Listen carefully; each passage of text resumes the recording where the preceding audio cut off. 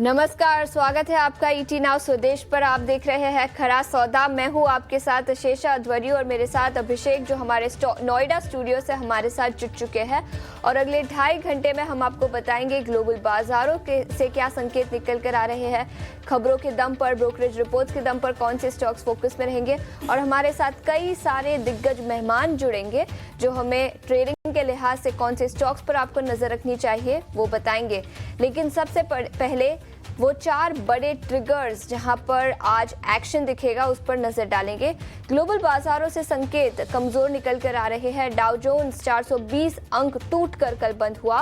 Gift Nifty से कमजोर opening के संकेत, करीब 150 अंकों की कमजोरी के साथ 23,650 के पास कारोबार करता हुआ। FIIs की बिकवाली बरकरार। कैश मार्केट में दिसंबर में अब तक करीब 12,400 करोड़ की बिकवाली फॉरेन इंस्टीट्यूशनल इन्वेस्टर्स ने की है। होल्डिंग भी घटकर 14% के करीब। RBI की फाइनेंशियल स्टेबिलिटी रिपोर्ट में अनसिक्योर्ड लोन को लेकर चिंताएं जताई है, जिसके चलते कई सारे बैंकिंग और फाइनेंशियल स्टॉक्स आज के सत्र में फोकस में रहेंगे। इसके अलावा कई सारे डिफेंस स्टॉक्स पर भी नजर रहेगी। मजगांव डॉक को कुछ नए ऑर्डर्स मिले हैं और इजी ट्रिप प्लानर्स में आज ब्लॉक डील संभव। प्रमोटर निशांत पेट्टी अपनी 14% हिस्सेदारी बेचना चाहते हैं, तो ब्लॉक डील के चलते ईज माई ट्रिप में भी आज एक्शन दिखेगा।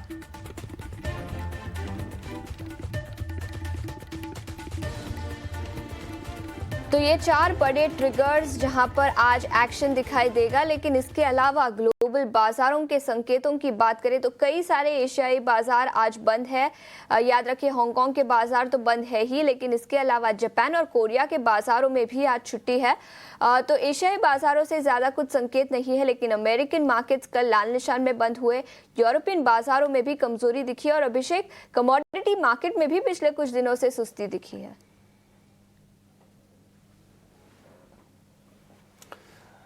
शीशा, गुड मॉर्निंग। देखिए, आज है साल का आखिरी कारोबारी दिन, साल का आखिरी दिन है और अमूमन वॉल्यूम थोड़े से कम रहते हैं और वो हमें देखने को मिल भी रहा है। वॉल्यूम जब कम होता है तो वोलेटिलिटी थोड़ी सी बाजार में बढ़ जाती है और वो भी हम देख रहे हैं। हालांकि आज के लिए अगर हम संकेतों की बात करें तो आप ये कह सकते हैं कि वो नेगेटिव साइड पर थोड़े से संकेत दिख रहे हैं। गिफ्ट निफ्टी बिल्कुल 145 अंक नीचे खुलने के संकेत दे रहा है। कल की कमजोरी के बाद आज फिर से हम बाजारों को कमजोर होते हुए देखेंगे। शुरुआत कम से कम ऐसी होगी, इसके आसार दिख रहे हैं। अमेरिकी बाजारों की बात करें तो लगातार कल दूसरे सत्र में कमजोरी हावी रही। कल डाउ जोन्स 418 अंक गिर के बंद हुआ है और हालांकि दिन के निचले स्तर ने देखा कि 300 अंकों के आसपास की रिकवरी आई, बावजूद उसके 400 अंकों के आसपास की गिरावट रही। S&P 500 और नैस्डैक तीसरे दिन फिसले हैं। 1% से ज्यादा गिरकर दोनों के दोनों इंडेक्स कल बंद होते हुए दिखे हैं। दरअसल जो टेक्नोलॉजी ड्रिवन जो स्टॉक्स हैं उनकी कल हमने देखी कि पिटाई हुई है। स्पेशली अगर हम बोइंग की अगर हम बात करें तो शेयर 5% टूटा है, क्योंकि साउथ कोरिया में एक बड़ा प्लेन हादसा हुआ है और कोरिया ने सभी बोइंग 737-800 प्लेन की जांच के आदेश दिए हैं। इसके चलते हमने शेयर में कमजोरी देखी। इसके अलावा टेस्ला, मेटा, एप्पल, माइक्रोसॉफ्ट, ये सारे के सारे शेयर 1.5 से 3% के आसपास की गिरावट पर बंद हुए और उसके चलते हमने नैस्डैक पर प्रेशर देखा है। तो हुआ ये कि उम्मीद की जा रही थी कि साल के आखिरी दिनों में सेंटा रैली दिखेगी, लेकिन ये हुआ नहीं और ये सेंटा रैली बाजार से अभी तक तो गायब ही दिख रही है। आज अमेरिकी बाजार बंद हैं नए साल के मौके पर, लेकिन 2024 की अगर हम बात करें तो एक कह सकते हैं कि बढ़िया साल गुजरा है अमेरिकी बाजारों के लिए। डाउ जोन्स में 13% के आसपास की नेट तेजी रही है। S&P 500 में करीब 24% के आसपास की और नैस्डैक की बात करें तो करीब 30% नैस्डैक चला है, क्योंकि आप देखिए एनवीडिया, एप्पल दोनों ने अपने निवेशकों की छप्पर फाड़ कमाई करा के दी है। तो जो चिप वाले जो शेयर रहे निश्चित तौर पर उनका ये साल गुजरा है 2024 का। अगर हम एशियाई बाजारों की बात करें तो आज ज्यादातर बाजार बंद ही हैं। जापान के बाजार, साउथ कोरिया के बाजार, सिंगापुर के बाजार बंद है। हांगकांग का बाजार खुला है, लेकिन वहां पर आधे दिन की ही ट्रेडिंग है नए साल के उपलक्ष्य में। अगर भारत में भी ऐसा होता तो कितना अच्छा होता। लेकिन चाइना के बाजार खुले हैं और वहां पर एक डेटा आया है, फैक्ट्री एक्टिविटी जो ग्रोथ रही है अनुमान से कम रहा है। PMI की उम्मीद जो थी दिसंबर की PMI अनुमान था कि 50.3 आएगा, लेकिन आया 50.1 का। हालांकि 50 के ऊपर का कोई भी जो रीडिंग होती है वो एक्सपेंशन को ही दर्शाती है। तो उस लिहाज से देखेंगे तो बहुत नेगेटिव नहीं है, लेकिन हाँ मतलब अब चूंकि इतने सारे स्टिमुलस दिए जा रहे हैं चीन की इकोनॉमी को रिवाइव करने को लेकर, तो उस लिहाज से ये डेटा थोड़ा सा कमजोर है। लेकिन चीन में अगर कोई डेटा खराब हो रहा है, मान के चलिए वो भारत के लिए अच्छा होगा, तो एक ठीक ठाक संकेत अपने लिए हम मान सकते हैं। बाकी अगर हम संकेतों की बात करें, क्रूड में कोई ज्यादा एक्शन हम देख नहीं रहे हैं। एक छोटे दायरे में कारोबार हुआ है, ब्रेंट के दाम $74 के आसपास है, लेकिन नेचुरल गैस वहां पर उछाल है, क्योंकि ऐसे एस्टिमेट्स आ रहे हैं, ऐसे फोरकास्ट आ रहे हैं कि जनवरी में जो टेम्परेचर होगा वो सामान्य जो होता है, यूजुअली जो होता है उसके मुकाबले थोड़ा सा कम रहेगा। उसके चलते फरवरी फ्यूचर्स जो है नेचुरल गैस का वहां पर 15% के आसपास का उछाल है। और यूएस की जो बॉन्ड यील्ड है उसमें थोड़ी सी नरमी जरूर आई है। अच्छे संकेत ये हैं, 4.63 से गिरकर 4.55% पर आ गया। हो यही रहा था कि अब यूएस में बॉन्ड यील्ड भी बढ़ रहे थे, तो यहां से एफआईएस का आउटफ्लो वहां पर थोड़े सेफर एसेट्स में, थोड़े सुरक्षित एसेट्स में जा रहा था। तो वो अगर नीचे आता है तो अपने भारतीय बाजारों के लिए एक पॉजिटिव ट्रिगर जरूर होगा। लेकिन आज के लिए संकेत नेगेटिव साइड पर ही कहेंगे। गिफ्ट निफ्टी है 150 अंक नीचे। और एक और चिंता, एफआईएस थोड़े थोड़े ही सही लेकिन बेच रहे हैं अभी भी। आप देखिए कल भी कैश मार्केट में 1893 करोड़ रुपए के आसपास की सेलिंग आई है। हालांकि एफआईएस अभी छुट्टी के मूड पर भी हैं। क्या एफआई जब छुट्टी से लौटेंगे तो क्या बिकवाली का क्वांटम और ज्यादा होगा, इस पर नजर रखने वाली चीज होगी। लेकिन एक ये नेगेटिव चीज बाजार के लिए और भी, और हम आज देख रहे हैं कि 23,666 150 अंक गिरकर बंद होने के संकेत गिफ्ट निफ्टी दे रहा है। नेट इस साल हमने भारतीय बाजारों में 9.5-10% के आसपास की तेजी देखी है। लेकिन जाते जाते कह सकते हैं कि थोड़ी सी खट्टी यादों के साथ बाजार विदा करने की तैयारी में दिख रहा है।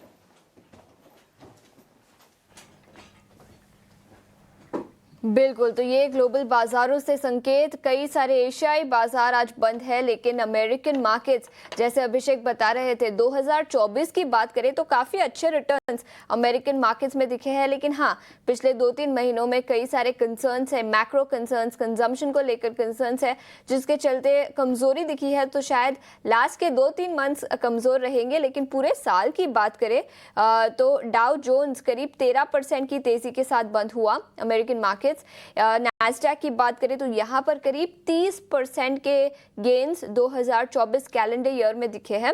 वही S&P 500 की बात करें तो यहां पर भी 24% के रिटर्न्स दिखे हैं। लेकिन याद रखें, 2 दिनों की तेजी के बाद कल के सत्र में भारतीय बाजारों में थोड़ी सी कमजोरी दिखी। मिड कैप इंडेक्स हरे निशान में बंद हुआ, लेकिन स्मॉल कैप इंडेक्स लाल निशान में बंद होता हुआ नजर आया। फार्मा सेक्टर में तेजी थी, लेकिन मेटल स्टॉक्स में कमजोरी दिखी। आज के सत्र के लिए कौन से लेवल्स पर नजर रखनी चाहिए, डिम्पी अब हमारे साथ जुड़ चुके हैं। Dimpy, good morning. और सबसे पहले एफआईआईज और डीआईआईज के आंकड़ों पर ही नजर डालेंगे। एफआईआईज की बिकवाली का दौर अभी भी कंटिन्यू होता हुआ नजर आया। कल के सत्र में भी फॉरेन इंस्टीट्यूशनल इन्वेस्टर्स ने बिकवाली की। साल का आखिरी ट्रेडिंग सेशन होगा आज, कौन से लेवल्स पर नजर रखें? आशीषा, गुड मॉर्निंग। देखिए, ये बात सच है कि एफआईज बिकवाली कर रहे हैं, लेकिन ये बात भी सच है कि मार्केट अपने आप को किसी ना किसी तरह से उस एफआईज की बिकवाली को एब्जॉर्ब करने की भी कोशिश कर रहा है। कल का 1 मिनट के लिए इंट्राडे चार्ट लाइए, फिर ये वाला नंबर्स लेके आइएगा जो भी प्लेट सामने रखे हुए। पहले इंट्राडे चार्ट आपको मैं दिखाता हूँ। कल जब मार्केट ओपन हुआ तो बहुत अच्छे नोट पे नहीं था, लेकिन 12 बजे तक इसने खूब अच्छा गेन कमाया। करीब 600 पॉइंट बैंक निफ्टी ऊपर गया, करीब 100-125 पॉइंट तक निफ्टी ऊपर चला गया था। कहने का मेरे मतलब है कि एक लेवल तक की कवरिंग मार्केट्स के अंदर आई और उसको उस लेवल पे लेके आ गई। लेकिन 12 बजे के बाद का जो लेवल है वो फॉलो बाइंग का लेवल होता है, यानी कि आप 51,800 पे आ गए, आपके पास बैंक निफ्टी के लेवल्स आ गए थे करीब 23,900 समथिंग, तो आपको फिर फॉलोअप चाहिए होता है। फॉलोअप आता नहीं है तो बाजार धड़ल्ले से गिर जाता है। ये निफ्टी और बैंक निफ्टी कल दोनों की ही दशा ऐसी हुई है। अब जरा वोबली प्लेट लेके आई जिसमें ऑप्शंस का नंबर लिखा है, उसमें लिखा होगा प्लस 46,000 करोड़ रुपए का ऑप्शंस का बाय है और कैश का सेल है। मैंने कल भी आपके सामने एक वर्ड का इस्तेमाल किया था, मैं आज भी कर रहा हूँ, और मैं बहुत ये ज़ोर शोर से वर्ड का इस्तेमाल कर रहा हूँ कि आप एक प्री बजट रैली 100% देखेंगे मार्केट के अंदर। और एक कल रैली का फर्स्ट हाफ में मुशायरा या फिर जिसे कहते हैं एग्जाम्पल, वो मार्केट ने सेट किया। लेकिन मार्केट की एक प्रॉब्लम चल रही है जो मेरे को बार बार हिट कर रही है। वो हिट कर रही है, एक तो एफआईज की होल्डिंग अभी भी रिटेल की होल्डिंग वो अभी भी 67% पे है। रिटेल के पास अभी भी माल 67% बढ़ा है। मैंने कल भी आपके सामने जिक्र किया था, ये बात बताया था कि डीआईज टिपिकली 50% तक ही रहते हैं। तो कल की डीआईज की होल्डिंग जो है, आई रिपीट माई सेल्फ, ये एक एक वर्ड आप बहुत गौर से सुनना, इसके पीछे मेरे कई सालों की बैक टेस्टिंग है इसलिए बता पा रहा हूँ। 49% के आसपास की डीआईज की होल्डिंग है। टिपिकली डीआईज होल्डिंग इस तरह के मार्केट में जब आप 200 दिनों के एवरेज से जूझ रहे होते हो, वो 50% से ऊपर अपने आप को लेके नहीं जाते।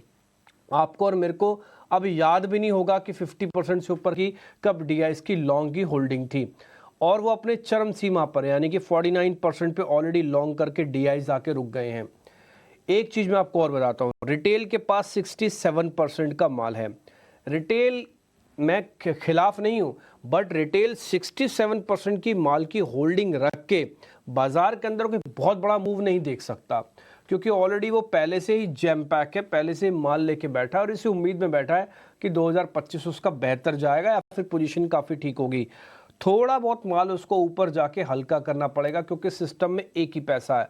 वो पैसा अगर एफआईज के हाथ में आ जाए, जहां पर अब होल्डिंग 14% हो गई है, कल ये 17% थी, तो हमने खुल्लम खुल्ला आपके सामने कहा कि एक्यूमुलेट करो। कल अगर आपने एक्यूमुलेट किया तो 12 बजे तक का आपका प्रॉफिट बहुत अच्छा था, लेकिन 12 बजे के बाद फॉलो बाइंग नहीं आई, तो आपका जो प्रॉफिट है वो गुम हो गया। यही आज भी हो सकता है, आज उल्टा हो सकता है। आज क्योंकि आपके पास गिफ्ट निफ्टी 150 पॉइंट नीचे है, तो हो सकता है आज आप शुरुआत में कमजोर खुले, लेकिन आपका सेकंड हाफ बेहतर हो सकता है। मैं इसलिए बोल रहा हूं आपको, अच्छा आप क्या, मैं और आप, हम सब मिलकर भी मार्केट को ऊपर नहीं कर सकेंगे, तो जिनको करना है वो करेंगे, लेकिन हाँ उनकी छाप हम देख सकते हैं कि वो किस तरफ झुक रहे हैं, या पुराने डाटा की हेल्प से हिस्टोरिकली डाटा आप चेक करेंगे तो उससे थोड़ा आपको आइडिया लगेगा। 12 से लेकर 15% के बीच बीच में मैंने कई बार आपसे कहा, आप मेरे को मत सुनो, किसी को मत सुनो, किसी की बात मत सुनो, सिर्फ एक कहा सबका मान, एक कहना मेरा मान लो कि एक्यूमुलेट करना शुरू करो। धीरे धीरे धीरे करके पोजीशंस को लेना शुरू करो, लेके बैठ जाओ। इतनी भी पोजीशंस मत लो कि आपके मार्जिन्स आ जाएं, और इतनी कम भी पोजीशंस मत लो कि कुछ प्रॉफिट ही ना दिखे आपको।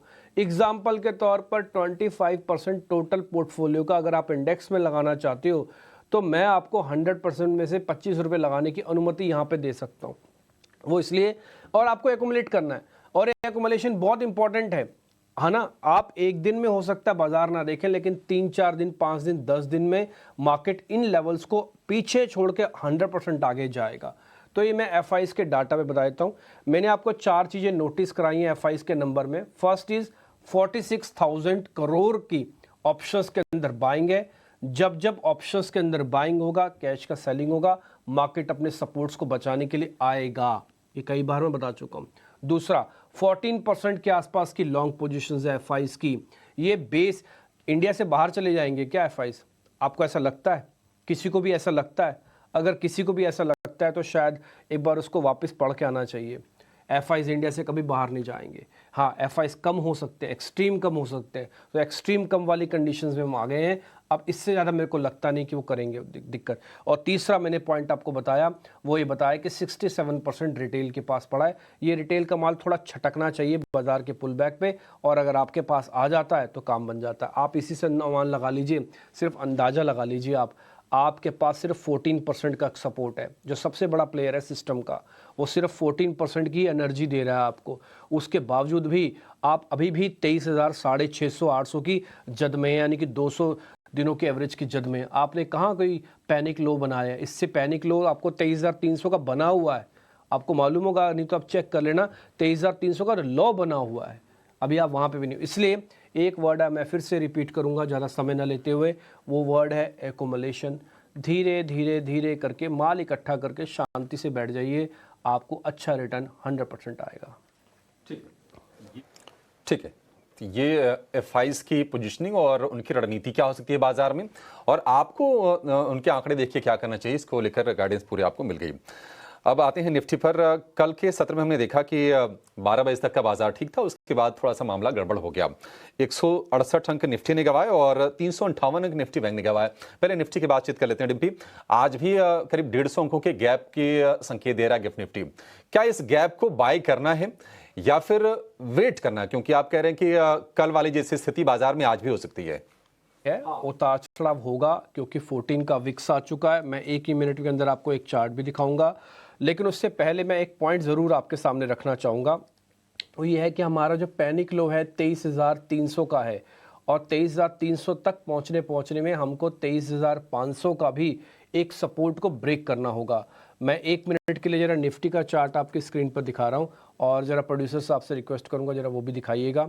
ये देखिए, वो मैंने कुछ चेंजेस नहीं करता हूँ टिपिकली, वही drawings as it is maintained होती है। आपने 20-25 दिन रहे, मैं खुद हफ्ते की छुट्टी पे रहा तब भी मैंने कुछ चेंजेस नहीं किया। आप ये देख पा रहे हैं, मैंने आपको लास्ट टाइम भी इसका नोटिस करवाया था कि जो ये वाला बॉटम है ये आपका पैनिक का बॉटम है, जहाँ पे भी मैं मार्क कर रहा हूँ, और ये वाले आपके 200 दिनों पे रोकने की है। आप देख लोगे छोटी छोटी कैंडल्स बनी, 1 2 3 4 5, पाँचवें दिन आके फिर से हम चले गए नीचे, लेकिन अभी भी हमने इसको टेस्ट नहीं किया। तो ये एक्सट्रीम होगा। ये क्या है? 23,300 है और आप अभी एफआईएस की होल्डिंग लेके बैठे हो 14%।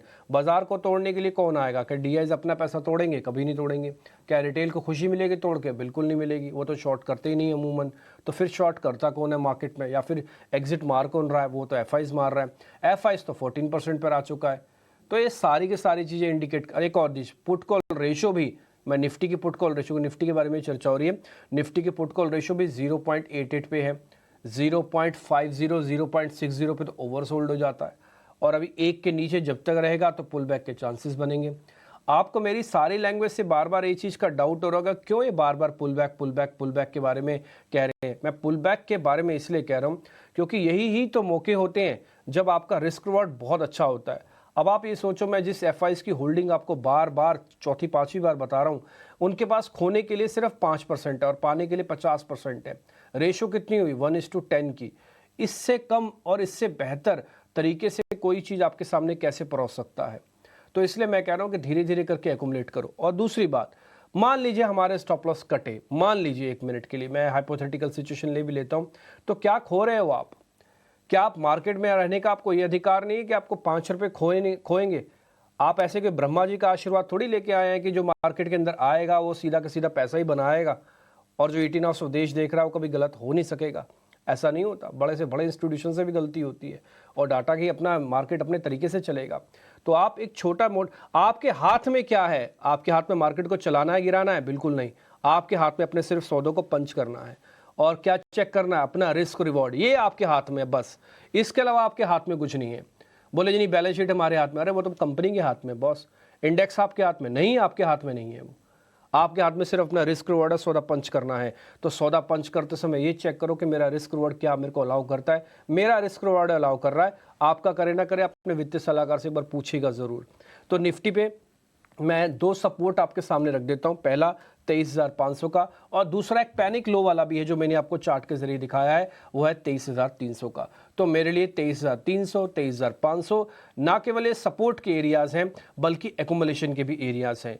मैं तो आज उल्टा, ये थोड़ा ठीक लग रहा है मेरे को कि 150 पॉइंट पहले से ही नीचे खुलेगा आपका, और मेरे को लगता नहीं खैर इतना खोलेंगे भी, बट जितना भी खोले, मान लीजिए 100 पॉइंट भी नीचे खुलता है तो ये तो और अच्छा है। आपको गैप के साथ में खोल के वापस नीचे ले आऊँ उसका दुख ज़्यादा है, बजाय पहले नीचे खोल के वापस ऊपर आओ उसका सुख ज़्यादा है। क्योंकि आप रिटेल हो, आप तो प्लस करना ही जानोगे, आप शॉर्ट नहीं करते आप टिपिकली, है ना। तो इसलिए मैं आपके सामने बात रखूंगा कि इस अपॉर्चुनिटीज़ का बेनिफिट उठाओ। बहुत जम के खरीदारी मत करो क्योंकि खतरा टला नहीं, बट इसी मौके का ही इंतज़ार होता है। आप और मैं, हमारे को एनालिस्ट, एंकर, सब लोग यही बोलते हैं जब भी कोई गिरावट आए अच्छे से खरीद लेना चाहिए। अरे भाई, और कितनी गिरावट आएगी? कैसे करोगे? एफआईएस खाली कर दोगे क्या इंडिया से?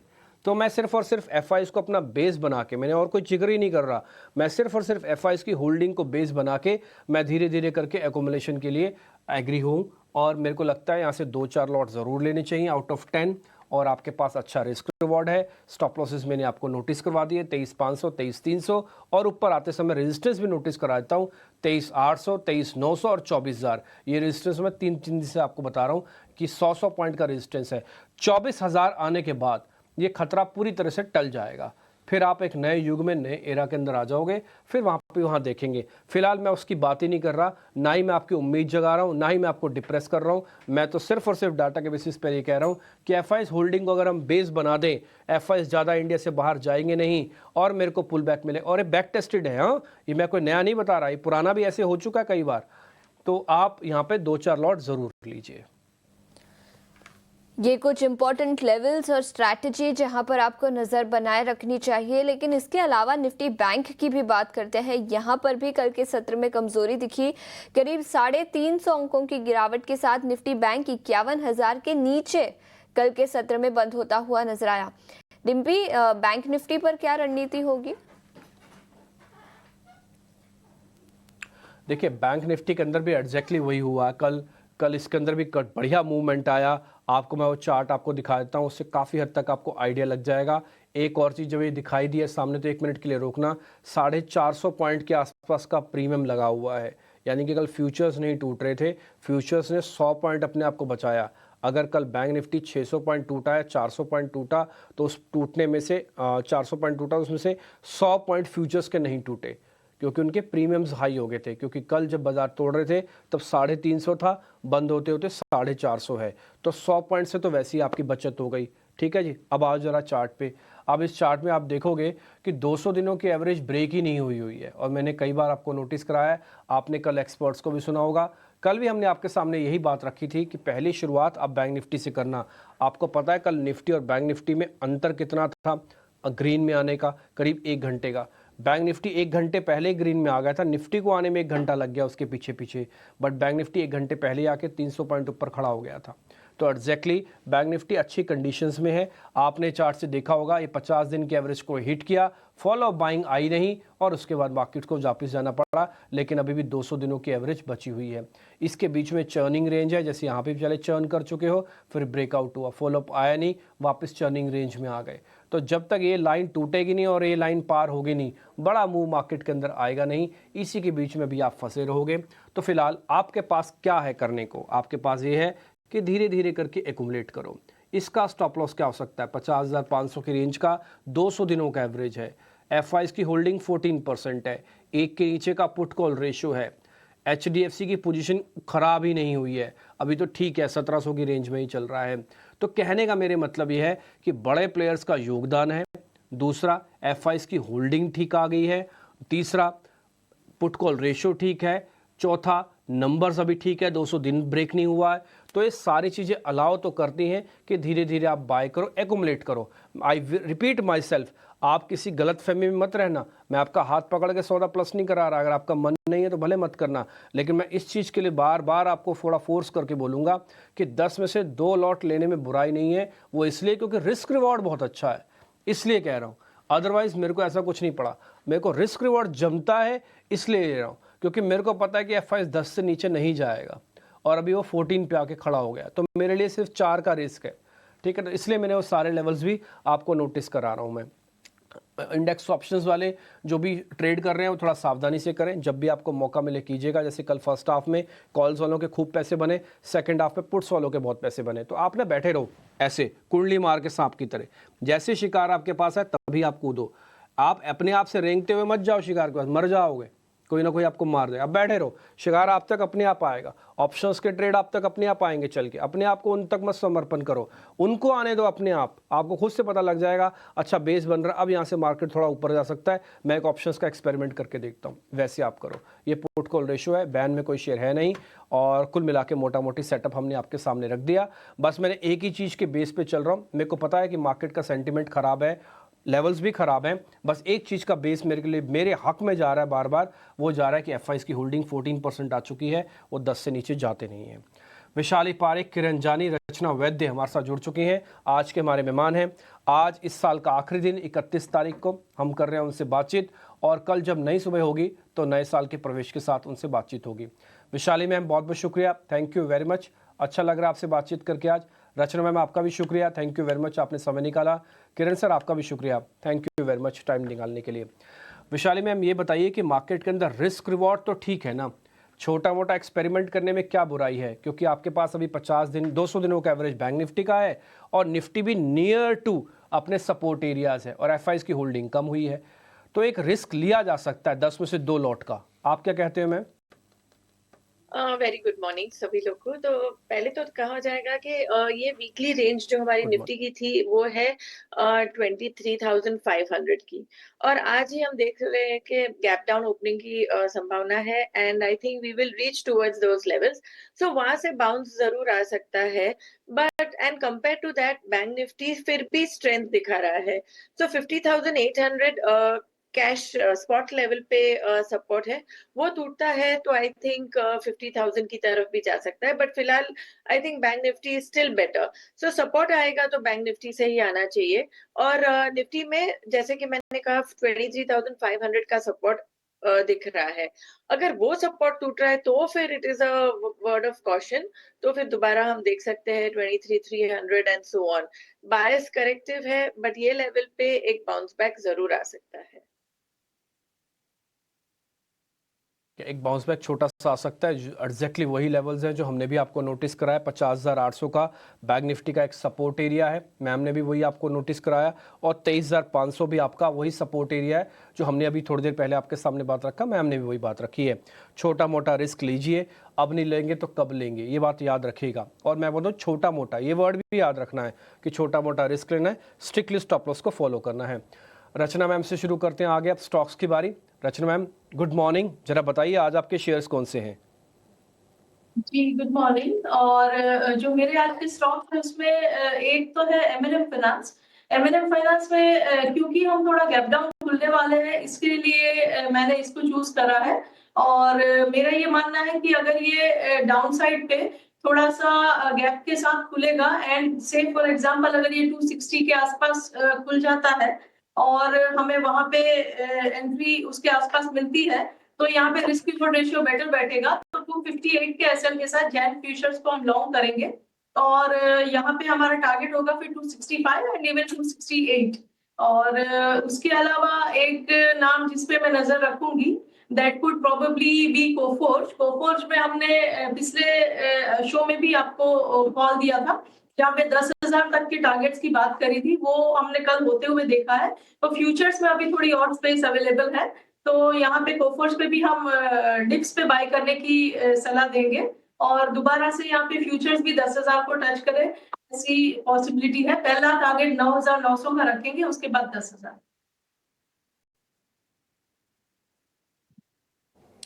ठीक है, 9,900, उसके बाद 10,000 के टारगेट होंगे कोफोर्ज के लिए, और एमएनएम फाइनेंस के लिए 268 का टारगेट, 258 रुपये का स्टॉप लॉस। ये दो शेयर हो गए और दोनों के दोनों खरीदारी के साइड के ही हैं रचना जी की तरफ से। किरण जी के पास चलेंगे। किरण जी गुड मॉर्निंग, आप बताइए आप कहां पर बुलिश हैं, क्या खरीदने की आप सलाह दे रहे हैं? Very good morning everyone. So overall अगर हम मार्केट का स्ट्रक्चर देखें तो जैसे डिम्पी जी ने बताया, तो कहीं ना कहीं रिस्क रिवॉर्ड रेशियो फेवरेबल है, तो डेफिनेटली हम लॉन्ग करने की सलाह देंगे। साथ ही साथ यहाँ पे जो सेक्टर हम चूज कर रहे हैं वो दोनों डिफेंसिव सेक्टर है, एक फार्मा है और एक दूसरा एफएमसीजी है। सो पहले हम फार्मा सेक्टर की बात करें तो ईयर टू डेट उसने काफी अच्छा परफॉर्मेंस दे दिया है, ऑलरेडी 30-35% का परफॉर्मेंस है। स्टॉक स्पेसिफिक हम देख रहे हैं कि काफी स्टॉक्स जो सेकंड लेग ऑफ रैली चालू हुई है वहां पर अभी तक परफॉर्मेंस नहीं दे पाया, जैसे कि one of the Alkem laboratory 6500 के टॉप बना के रिसेंटली हमने देखा कि 5400 के आसपास तक का करेक्शन आया, 200 दिन की मूविंग एवरेज का सपोर्ट लिया है। अब इस करंट जंक्चर पे आप देखोगे तो डबल बॉटम पैटर्न ब्रेकआउट हमें क्लियरली दिख रहा है। स्टॉक 200 दिन और 20 दिन की मूविंग एवरेज के ऊपर ट्रेड कर रहा है। इंट्राडे में बुलिश डाइवर्जेंस भी हम देख रहे हैं, तो कहीं ना कहीं 55-65, 55-60 के बीच में आप एक्यूमुलेट कीजिए। ऊपर में 5650 का हमारा टारगेट रहेगा, और एज अ स्टॉप लॉस जो हमें मेंटेन करना है वो 5540 मेंटेन करना है। तो कहीं ना कहीं कल भी हमने देखा था कि फार्मा ने मार्केट को बचाया था, आज भी there are very good chances कि फार्मा आउट परफॉर्म कर सकता है। दूसरा जो स्टॉक है वो एफएमसीजी से, एफएमसीजी की अगर हम बात करें तो year to date almost flat to negative return दिया है। काफ़ी सारे जो ब्लू चिप एफएमसीजी कंपनीज़ हैं, वो लोअर लेवल के ऊपर अच्छा खासा बेस बना है विद पॉजिटिव डाइवर्जेंस। तो उसमें से आईटीसी लुक्स वेरी प्रॉमिसिंग, क्योंकि वो अपनी 20 डेज़, 50 डेज़ एंड 200 दिन की मूविंग एवरेज, ये सभी मूविंग एवरेज के ऊपर बेस बना रहा है राउंडिंग बॉटम का। तो 477 के आसपास की क्लोजिंग है, हम लॉन्ग करके जाएँगे। 1 से 2 दिन में 495 तक के टारगेट आ सकते हैं and 470 as a stop loss हमें आईटीसी में मेंटेन करना है। तो आईटीसी एंड एल्केम लैबोरेटरी हमारी तरफ से 2 प्रेफर्ड पिक रहेंगे।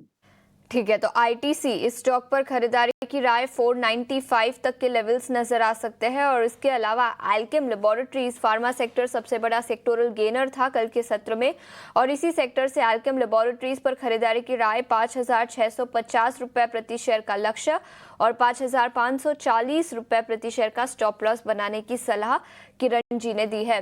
लेकिन वैशाली, आप कहां पर मौके देख रहे हैं? तो मेरा view similar actually. FMCG counter आप देखेंगे बहुत ही अच्छे से करेक्ट हो चुका है और डबल बॉटम बनाने की प्रोसेस में है। सो आईटीसी तो सही लग ही रहा है, बट उसके अलावा मैं एचयूएल भी रेकमेंड करूंगी 2210 के स्टॉप लॉस के साथ। ट्रेडिंग टारगेट रहेगा 2400, but I think even long term के नजरिए से ये लेवल्स मुझे सही लग रहे हैं अक्यूमुलेट करने के लिए। दूसरा रहेगा एलआईसी 915, स्टॉप लॉस 880, टारगेट 940। ठीक है, तो एचयूएल पर खरीदारी की राय दी है वैशाली ने। और इसके अलावा सभी मेहमानों के पिक्स पर एक बार नजर डाल लेते हैं। किरण जी ने आईटीसी पर खरीदारी की राय दी थी 495 का लेवल, 470 का स्टॉप लॉस। अल्केम लैबोरेटरीज पर भी खरीदारी की राय 5,650 रुपये प्रति शेयर का लक्ष्य, 5,540 रुपये प्रति शेयर का स्टॉप लॉस। तो ये कुछ स्टॉक स्पेसिफिक आइडियाज़ हमारे मेहमानों से। लेकिन आगे बढ़ते हैं, जिनय और शरद अब हमारे साथ जुड़ चुके हैं, जो हमें बताएंगे खबरों के लिहाज से और ब्रोकरेज रिपोर्ट्स के दम पर कौन से स्टॉक्स फोकस में रहेंगे। गुड मॉर्निंग शरद और जिनय। और शरद, सबसे पहले आपसे शुरुआत करना चाहूँगी। कई सारे स्टॉक्स और कई सारे खबरें आज सुबह निकल कर आई है, बताएं कौन से स्टॉक्स फोकस में रहेंगे।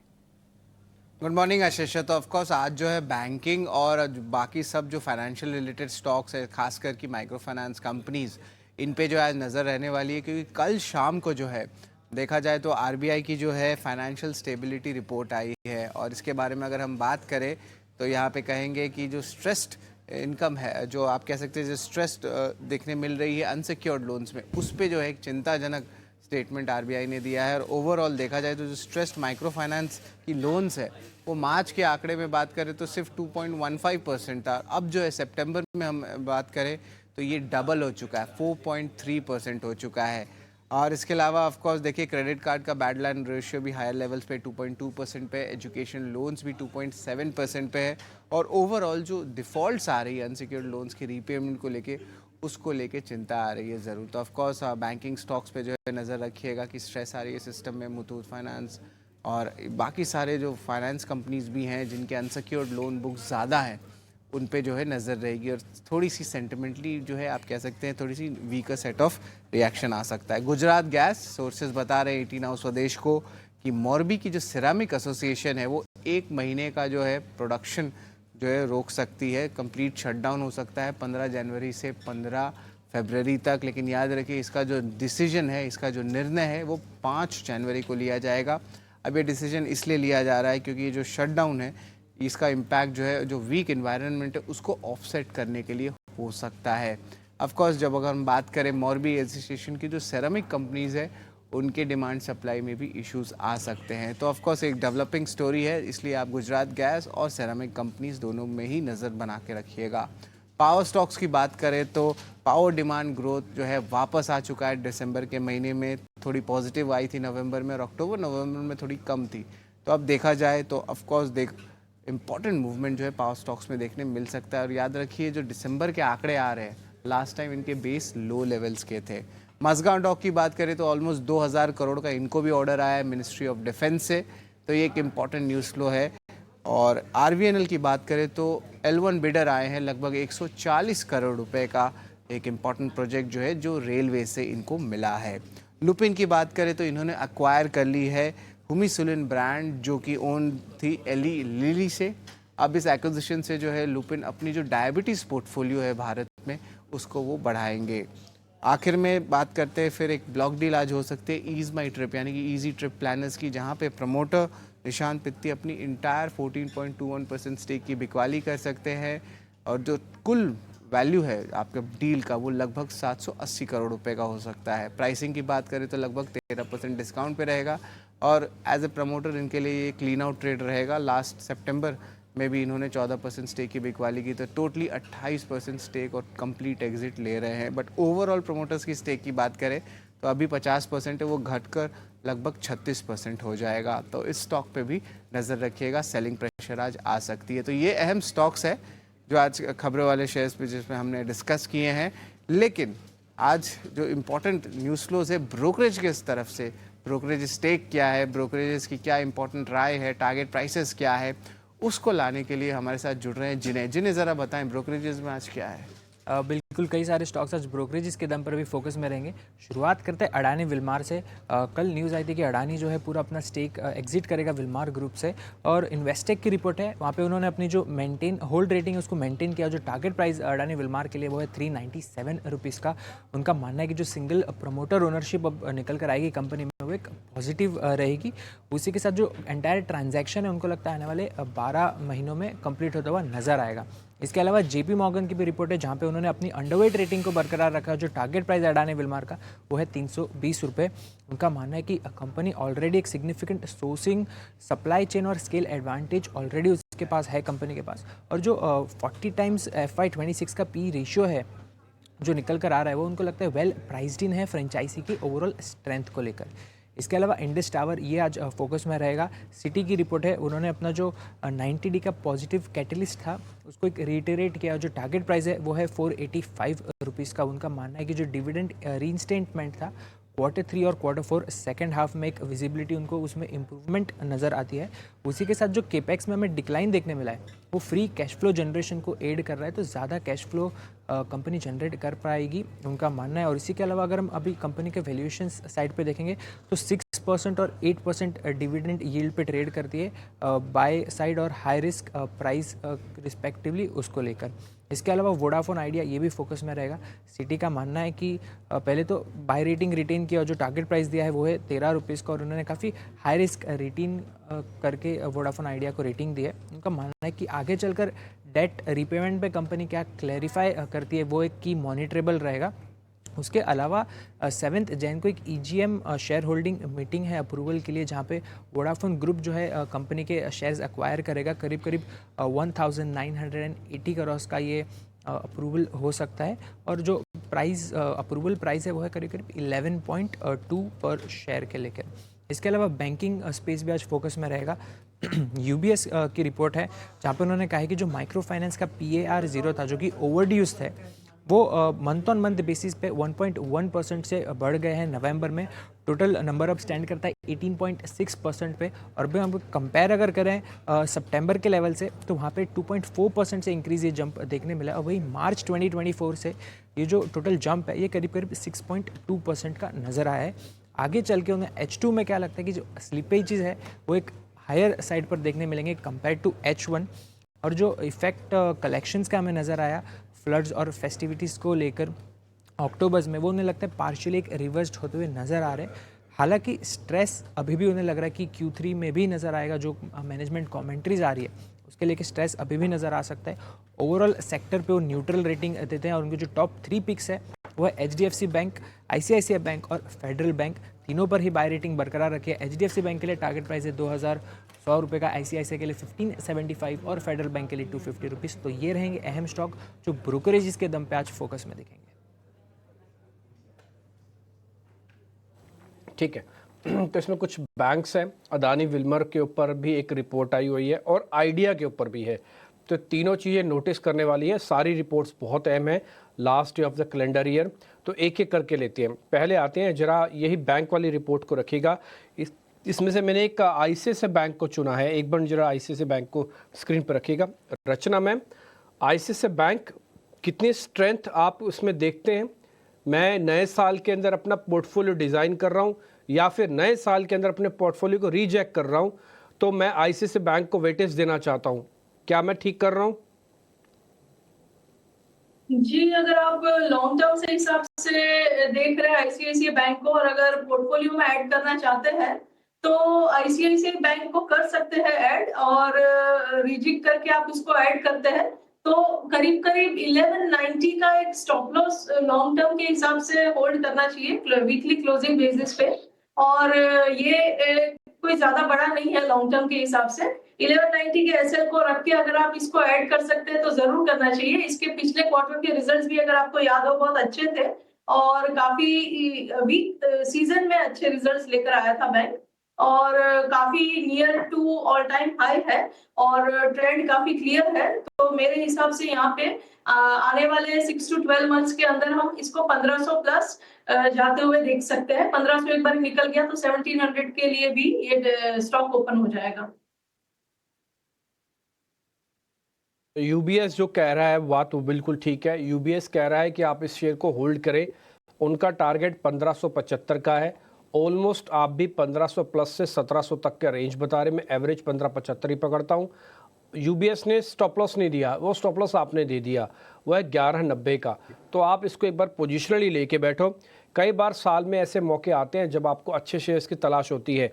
अगर आज आपका दोस्त आपको फ़ोन करके बोले कि भाई साहब मेरे को ज़रा 3 शेयर बता देना अच्छे से कौन से, तो आपको ना एक बार वापस से टर्मिनल देखना पड़ेगा, क्योंकि हम रोज़ की हाई तौबा के अंदर ऐसे शेयर्स को भूल जाते हैं जिनको पोजिशनली हमें अपने पास रखना चाहिए। और मेरे को लग रहा है आईसीआईसीआई बैंक वही हो सकता है। अगर 1-2 दिन में आपके कोई दोस्त, यार दोस्त या आपके कोई फैमिली मेम्बर्स आपसे एक बात पूछते हैं ना, तो उनको ये रचना मैम का ये वाला आंसर सुना देना कि 1190 का एक स्टॉप लॉस आईसीआईसीआई बैंक के लिए और 1500-1575 तक का टारगेट मिलेगा आपको। अब आता हूँ विशाली मैम के पास। विशाली मैम, ये अडानी विल्मर को चेक करो। आपको तो पता ही है अब अडानी इनसे अलग हो रहे हैं। तो विल्मर एक इंटरनेशनल कंपनी है जो एडिबल ऑयल्स के अंदर है, वर्ल्ड की बिगेस्ट कंपनीज में से एक है। उसको लेकर भी इन्वेस्टेक ने एक रिपोर्ट छापी, जेपी मॉर्गन ने भी छापी। दोनों ने ही टारगेट ऑलमोस्ट 300 प्लस के रखे हैं। जेपी मॉर्गन कहता है 320 और इन्वेस्टेक कह रहा है 397 और शेयर ऑलमोस्ट 300 की रेंज में कामकाज कर रहा है। तो एक कॉर्पोरेट एडजस्टमेंट्स हो रही है, बट बैलेंस शीट इन सबको स्टडी करने के बाद इन्होंने टारगेट्स रखे हैं। एक बार आपका टेक्निकली बताइए अडानी विल्मर में क्या है। तो टेक्निकली एक रिवर्सल दिख रहा है बट नियर टर्म रेजिस्टेंस जरूर है 345 350 के ऊपर। एक बार ये लेवल अगर क्रॉस करता है और सस्टेन करता है देन आई थिंक 380 390 के नेक्स्ट टारगेट्स दिख सकते हैं। So for now 345 350 is a level to watch. वहां पे एक रेजिस्टेंस दिख सकता है। एक बार उसके ऊपर आए तो फिर दोबारा एक रिन्यूड स्ट्रेंथ दिखेगी। ठीक है, अब लगे हाथ एक शेयर में और पता कर लेता हूं किरण सर से, फिर हम ब्रेक की तरफ भी बढ़ेंगे। वो भी मैं ब्रोकरेज से ले रहा हूं ताकि ब्रोकरेज का पूरा पैटर्न ही खत्म हो जाए यहाँ पे। वो है सिटी की रिपोर्ट जो इंडस टावर पे आई है। एक बार आप देखिएगा किरण सर, आपको ना इंडस टावर के साथ साथ ना भारती एयरटेल भी देखना है। हालांकि उन्होंने सिटी की रिपोर्ट वोडाफोन आइडिया पे भी निकली है और बड़ी हैरान करने वाली बात है, और फिर से 13 रुपये के टारगेट आए हैं। इसी 13 रुपये के टारगेट पे 3 रुपये के टारगेट की भी रिपोर्ट आई हुई है। फिर से आप वहीं से वापस चल रहे हैं, फिर से 13 रुपये के टारगेट आए। लेकिन मैं अभी वोडाफोन आइडिया पे जाऊंगा नहीं, थोड़ा और पक जाने देते हैं फिर देखेंगे इसको। तो मैं आपसे इंडस टावर और भारती एयरटेल दोनों को चेक करने की रिक्वेस्ट करूंगा। जरा आप देख लीजिए, जो सिटी की रिपोर्ट है वो इंडस टावर को 485 के टारगेट के लिए बता रही है। सो अगर आप इंडस टावर के चार्ट देखोगे तो 450 से जो एक करेक्शन फेज चालू हुआ था, हमने देखा नीचे में 314 310 के आसपास बेस बनाया। वहां से अब एक डबल बॉटम पैटर्न या तो राउंडिंग बॉटम पैटर्न भी हम कह सकते हैं। स्टॉक ने काफी मशक्कत की कि 200 दिन की मूविंग एवरेज जो 350 है उसके ऊपर सस्टेन हो, लेकिन रिसेंटली वापस उसके नीचे कहीं ना कहीं आया है। लेकिन प्रीवियस जो लो बनाया 310 315 के बीच का, वो अभी तक इंटैक्ट है। तो ओवरऑल रिस्क रिवॉर्ड रेशियो काफी फेवरेबल है मेरे हिसाब से। नीचे कोई भी डिप आता है करंट मार्केट प्राइस से अगर हमें लॉन्ग करना है तो कर सकते हैं। 310 का एक स्ट्रिक्ट स्टॉप लॉस रखें। इमीडिएट लेवल पे हम 380 जो उसका रीसेंट पीक है वो हमारा टारगेट रहेगा। जैसे 380 का लेवल क्रॉस होगा आप ऊपर में 400 प्लस के टारगेट देख सकते हो। तो इंडस टावर 310 के स्टॉप लॉस से 5 डिप्स की सलाह रहेगी। अब भारतीय एयरटेल की अगर हम बात करें तो भारतीय एयरटेल में ऊपर में आप देखोगे तो 1610 के आसपास 20 दिन 50 दिन और 100 दिन की मूविंग एवरेज का क्लस्टर रेजिस्टेंस है।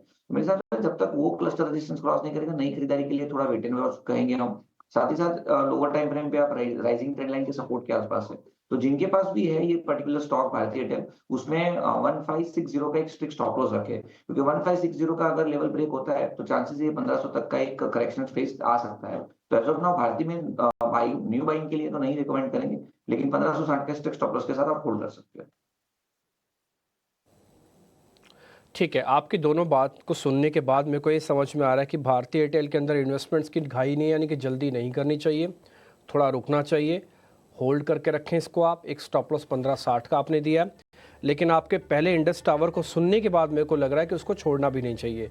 तो एक में आना नहीं है, दूसरे में जाना नहीं है, तो इस चीज़ का आप थोड़ा ध्यान रखिएगा। इंडस टावर से आपको जाना नहीं है और भारती एयरटेल में अभी आना नहीं है।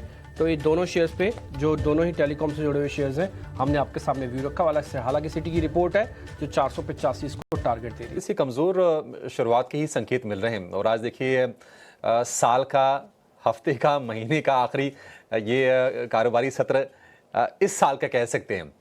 आप ज़रा ये बताइए सर, क्योंकि दो खबरें आई हैं, एक तो डिफेंस को लेकर है और एक रेलवे को लेकर है। मझगांव डॉक को करीब 2000 करोड़ रुपए का ऑर्डर मिला है और आरवीएनएल 137 करोड़ के प्रोजेक्ट के लिए सबसे कम बोली लगाई इस कंपनी ने। हमने देखा कि एक रिकवरी आ रही थी पिटाई के बाद, लेकिन मझगांव डॉक को देखेंगे अगर हम दिसंबर को दो हिस्से में बांट देते तो एक हिस्सा चढ़ाव वाला रहा और एक हिस्सा उतराव वाला रहा और आरवीएनएल में भी हम हाल फिलहाल कमजोरी देख रहे हैं। आपका व्यू क्या है ये डिफेंस वाले शेयरों पर और रेलवे वाले शेयरों पर? इनमें से कोई ठीक लग रहा है तो वो बताइए। इसके अलावा कहीं अगर आपको वैल्यूएशन सही लग रहे हैं तो उसके बारे में आप राय दे सकते हैं। Good morning Abhishek ji. और सबसे पहले तो नए कैलेंडर साल जो चालू होने वाला है उसकी पहले से आप सबको शुभकामनाएं, क्योंकि आज के बाद हम कल ही मिलेंगे, अगले साल ही मिलेंगे बेसिकली। तो देखिए, पहले तो ये हो रहा है कि मैं पिछले करीबन 6 महीने से मेरे सारे क्लाइंट्स को बोल रहा था कि इस साल 2024 आप समझ लो कि सिंगल डिजिट रिटर्न मिलेगा आपको इंडेक्स में। कुछ महीनों पहले तक डबल डिजिट था, लेकिन लग रहा है कि आज single digit, almost single digit में हम लोग क्लोज करने वाले हैं। तो जो एक्सपेक्टेशन था वैसे ही चल रहा है।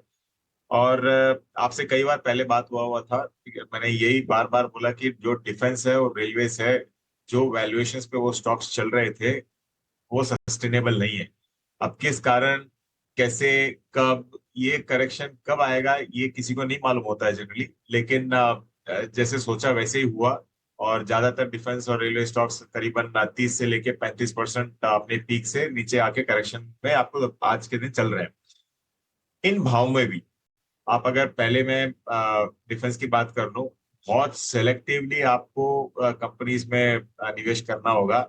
ठीक ठाक वैल्यूएशन है। आज भी आप अगर मझगांव डॉक का देखो तो 35-36 की पी पे अगर चल रहा है तो ठीक ठाक वैल्यूएशन है। यहाँ पे आप धीरे धीरे अक्यूमुलेट कर सकते हो। मैं बहुत ज्यादा बुलिश नहीं हूँ। मुझे नहीं लगता है कि ये पहले के जैसे रन आउट रैली देने वाला आपको डबल डिजिट रिटर्न्स दे देगा, वैसे नहीं होने वाला है। मैं बहुत कंफर्टेबल रहूंगा अगर यही, अगर 25 पी पे आपको मिले तो थोड़ा सा सावधानी रहना है अभी भी। और 2000 करोड़ का ऑर्डर मिला है, मतलब बहुत बहुत ज्यादा नहीं लग रहा है कि यहाँ पे आपको बॉटम लाइन पे कोई ज्यादा फर्क पड़ने वाला है, पहली चीज। और आरवीएनएल हम लोग बात कर रहे हैं 100-150 करोड़ के ऑर्डर की, तो क्या फर्क पड़ना है? 85,000 करोड़ की मार्केट कैप कंपनी की, तो उसमें से कुछ फर्क नहीं पड़ने वाला उसको। और वैल्यूएशन भी उधर टोटली अनकंफर्टेबल लेवल्स पे आज भी। तो डिफेंस पे मैं सेलेक्टिव रहूंगा, लेकिन रेलवेज पे तो अभी भी मेरा अवॉइड ही रहेगा। आप वेट करो, जैसे जैसे नीचे आए तभी आपको देखना है।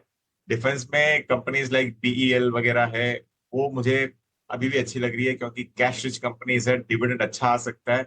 इनफैक्ट आप अगर उसकी बुक्स में अगर कैश देखो तो बहुत कंफर्टिंग लेवल्स पे, तो वैसी कंपनीज पे आप फोकस करो। तो सिलेक्टिवली आपको रहना है डिफेंस में, और रेलवेज तो फिलहाल अवॉइड रहे। ठीक है, रेलवे अवॉइड करना है और डिफेंस में सिलेक्टिव आपको रहना है। आज ल्यूपिन का शेयर भी फोकस में रहेगा। कल की स्ट्रॉन्ग क्लोजिंग हमें देखी, इसमें 4% के आसपास की तेजी, और आज हो सकता है कि गैप के साथ फिर से ये खोले। वजह यह है कि एक स्ट्रॉन्ग ब्रांड इन्होंने अक्वायर किया है, एली लिली, जो कि ग्लोबल फार्मा कंपनी है और उनका ब्रांड है ह्यूमेंसुलिन।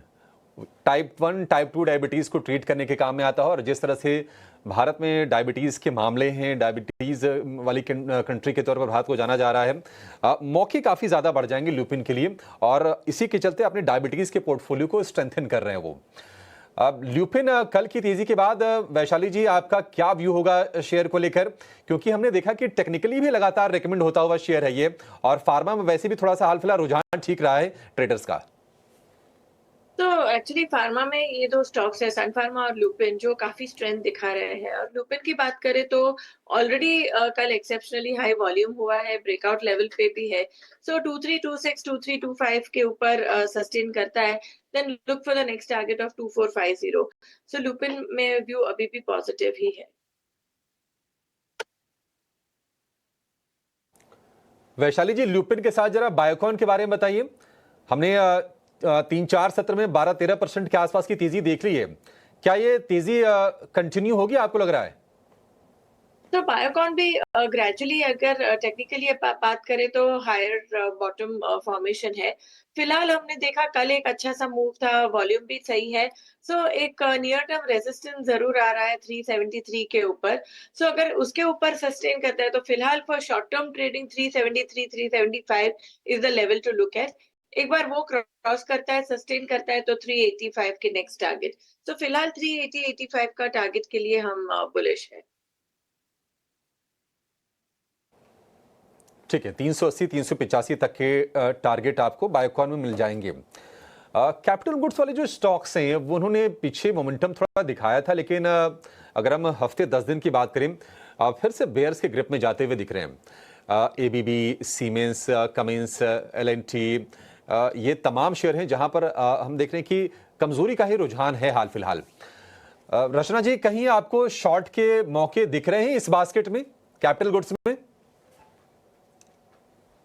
जी, एबीबी वगैरह में वीकनेस काफी ज्यादा है और मेरे हिसाब से ये काउंटर्स फर्दर लोअर जा सकते हैं।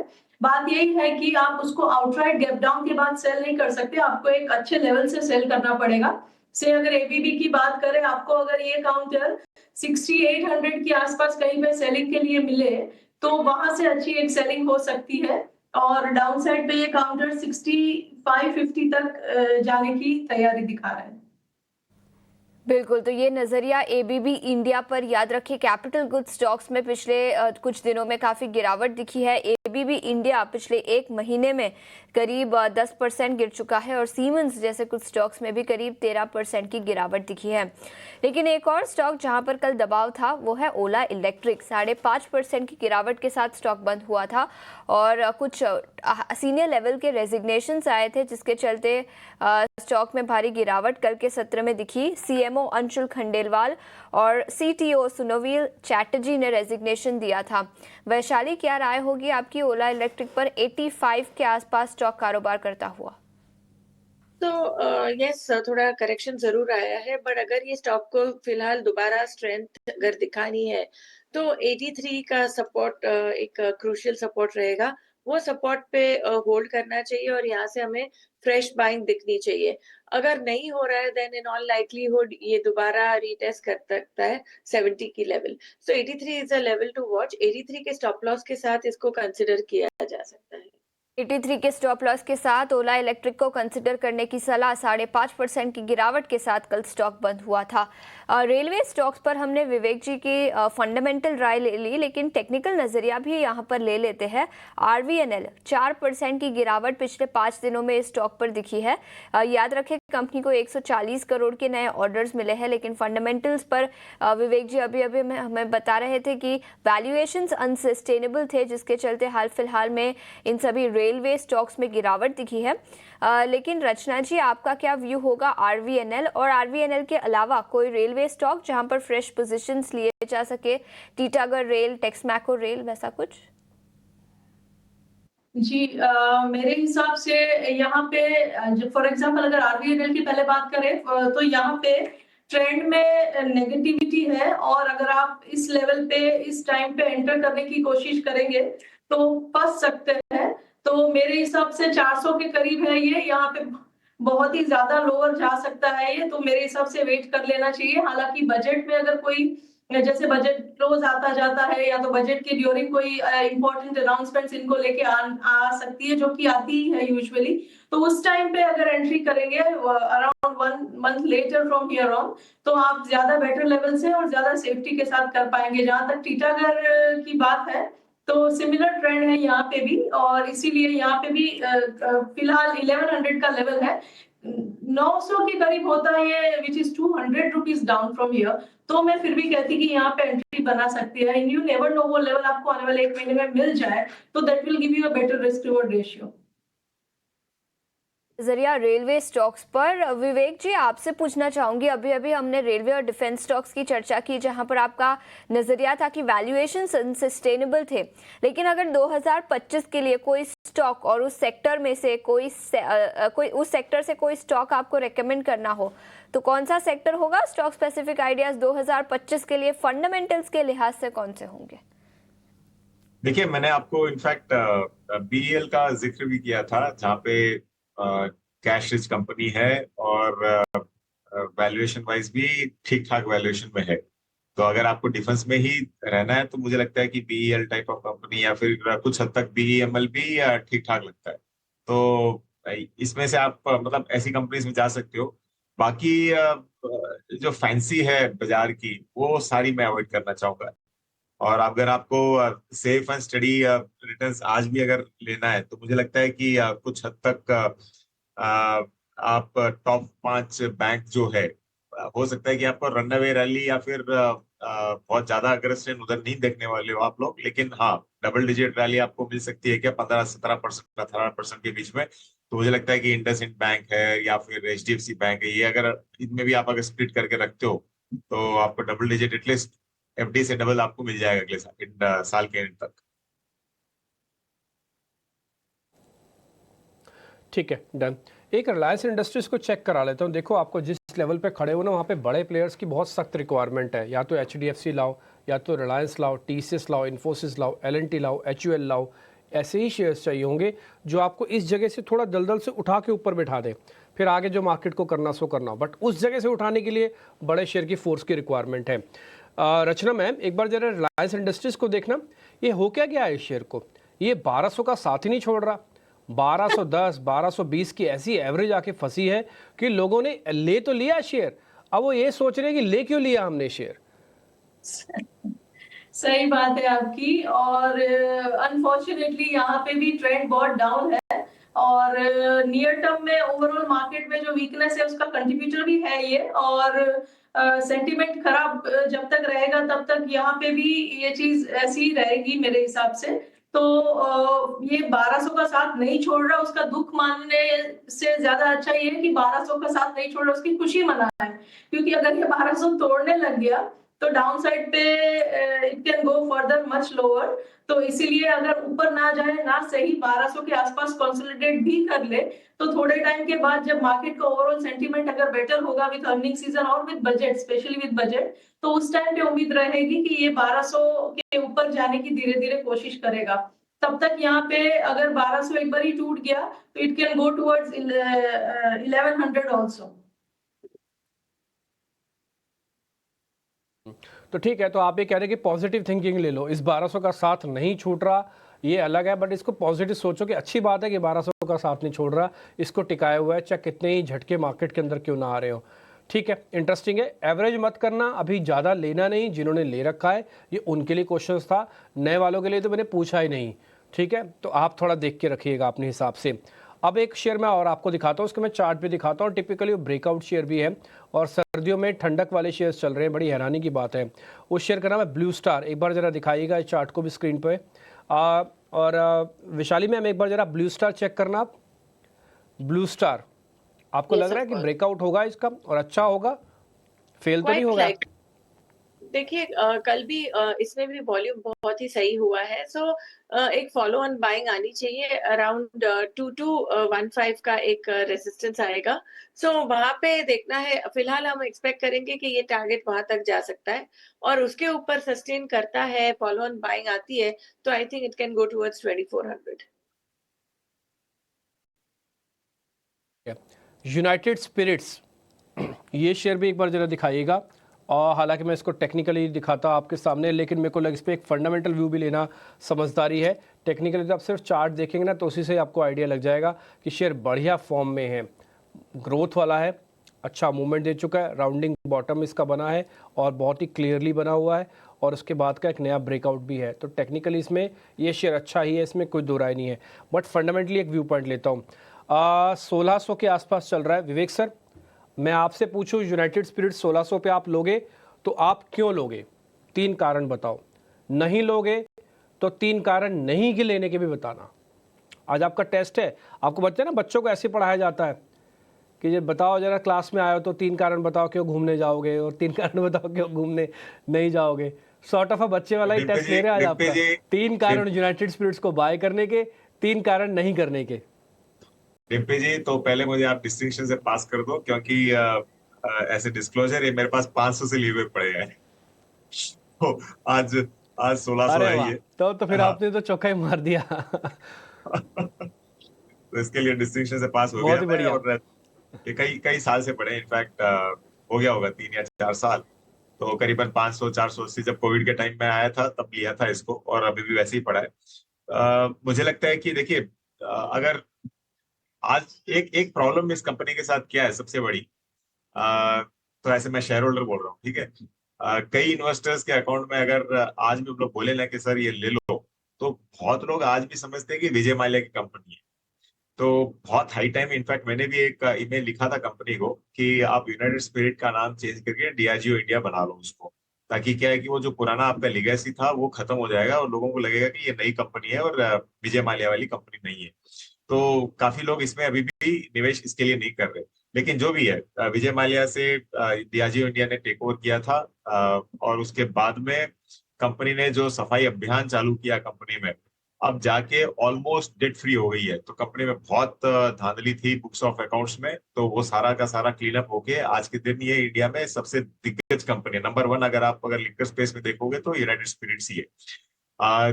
कुछ सालों, मतलब 2-3 साल से ये लोग क्या कर रहे हैं, जो जो लो सेगमेंट ब्रांड्स थे वो लोग उन्होंने उसको बेचा है, और प्रीमियम ब्रांड्स पे ही ये लोग फोकस कर रहे हैं। तो लॉन्गर टर्म स्टोरी, जो कंजम्पशन हम लोग बोलते हैं, पर कैपिटा कंजम्पशन जो लिकर का होता है, भारत में आज भी वन ऑफ द लोएस्ट है। तो आप अगर लेफ्ट राइट देखोगे तो हो सकता है कि सब लोग पीने वाले आपको दिख जाएंगे, लेकिन जो सही में कंजम्पशन रेशियो है वो बहुत कम है। तो ये स्ट्रक्चरल लॉन्ग टर्म स्टोरी है। जैसे मैंने कहा 3-4 साल से मैं इसको होल्ड कर रहा हूँ, हो सकता है कि अगले 3-4 साल भी इसको होल्ड करने वालों में, बेचने वाला नहीं हूँ इसको। तो ये है। तो अगर इन दामों में आप अगर ले रहे हो तो भी गलती नहीं होगी, क्योंकि वैल्यूएशन वाइज अब अगर दूसरी कंपनी से कंपेयर करो, पीयर जो ग्रुप है, रैडिको खेतान ले लो या फिर यूनाइटेड ब्रूवरीज ले लो। यूनाइटेड ब्रूवरीज भी है मेरे पास, वो शायद मैंने 700 में लिए हुए पड़े हैं। तो इन कंपनी से आप अगर वैल्यूएशन कंपेयर करो तो यूनाइटेड स्पिरिट्स आज भी वैल्यूएशन कंफर्ट आपको देगा। और जैसे मैंने कहा, ये स्ट्रक्चरल स्टोरी है।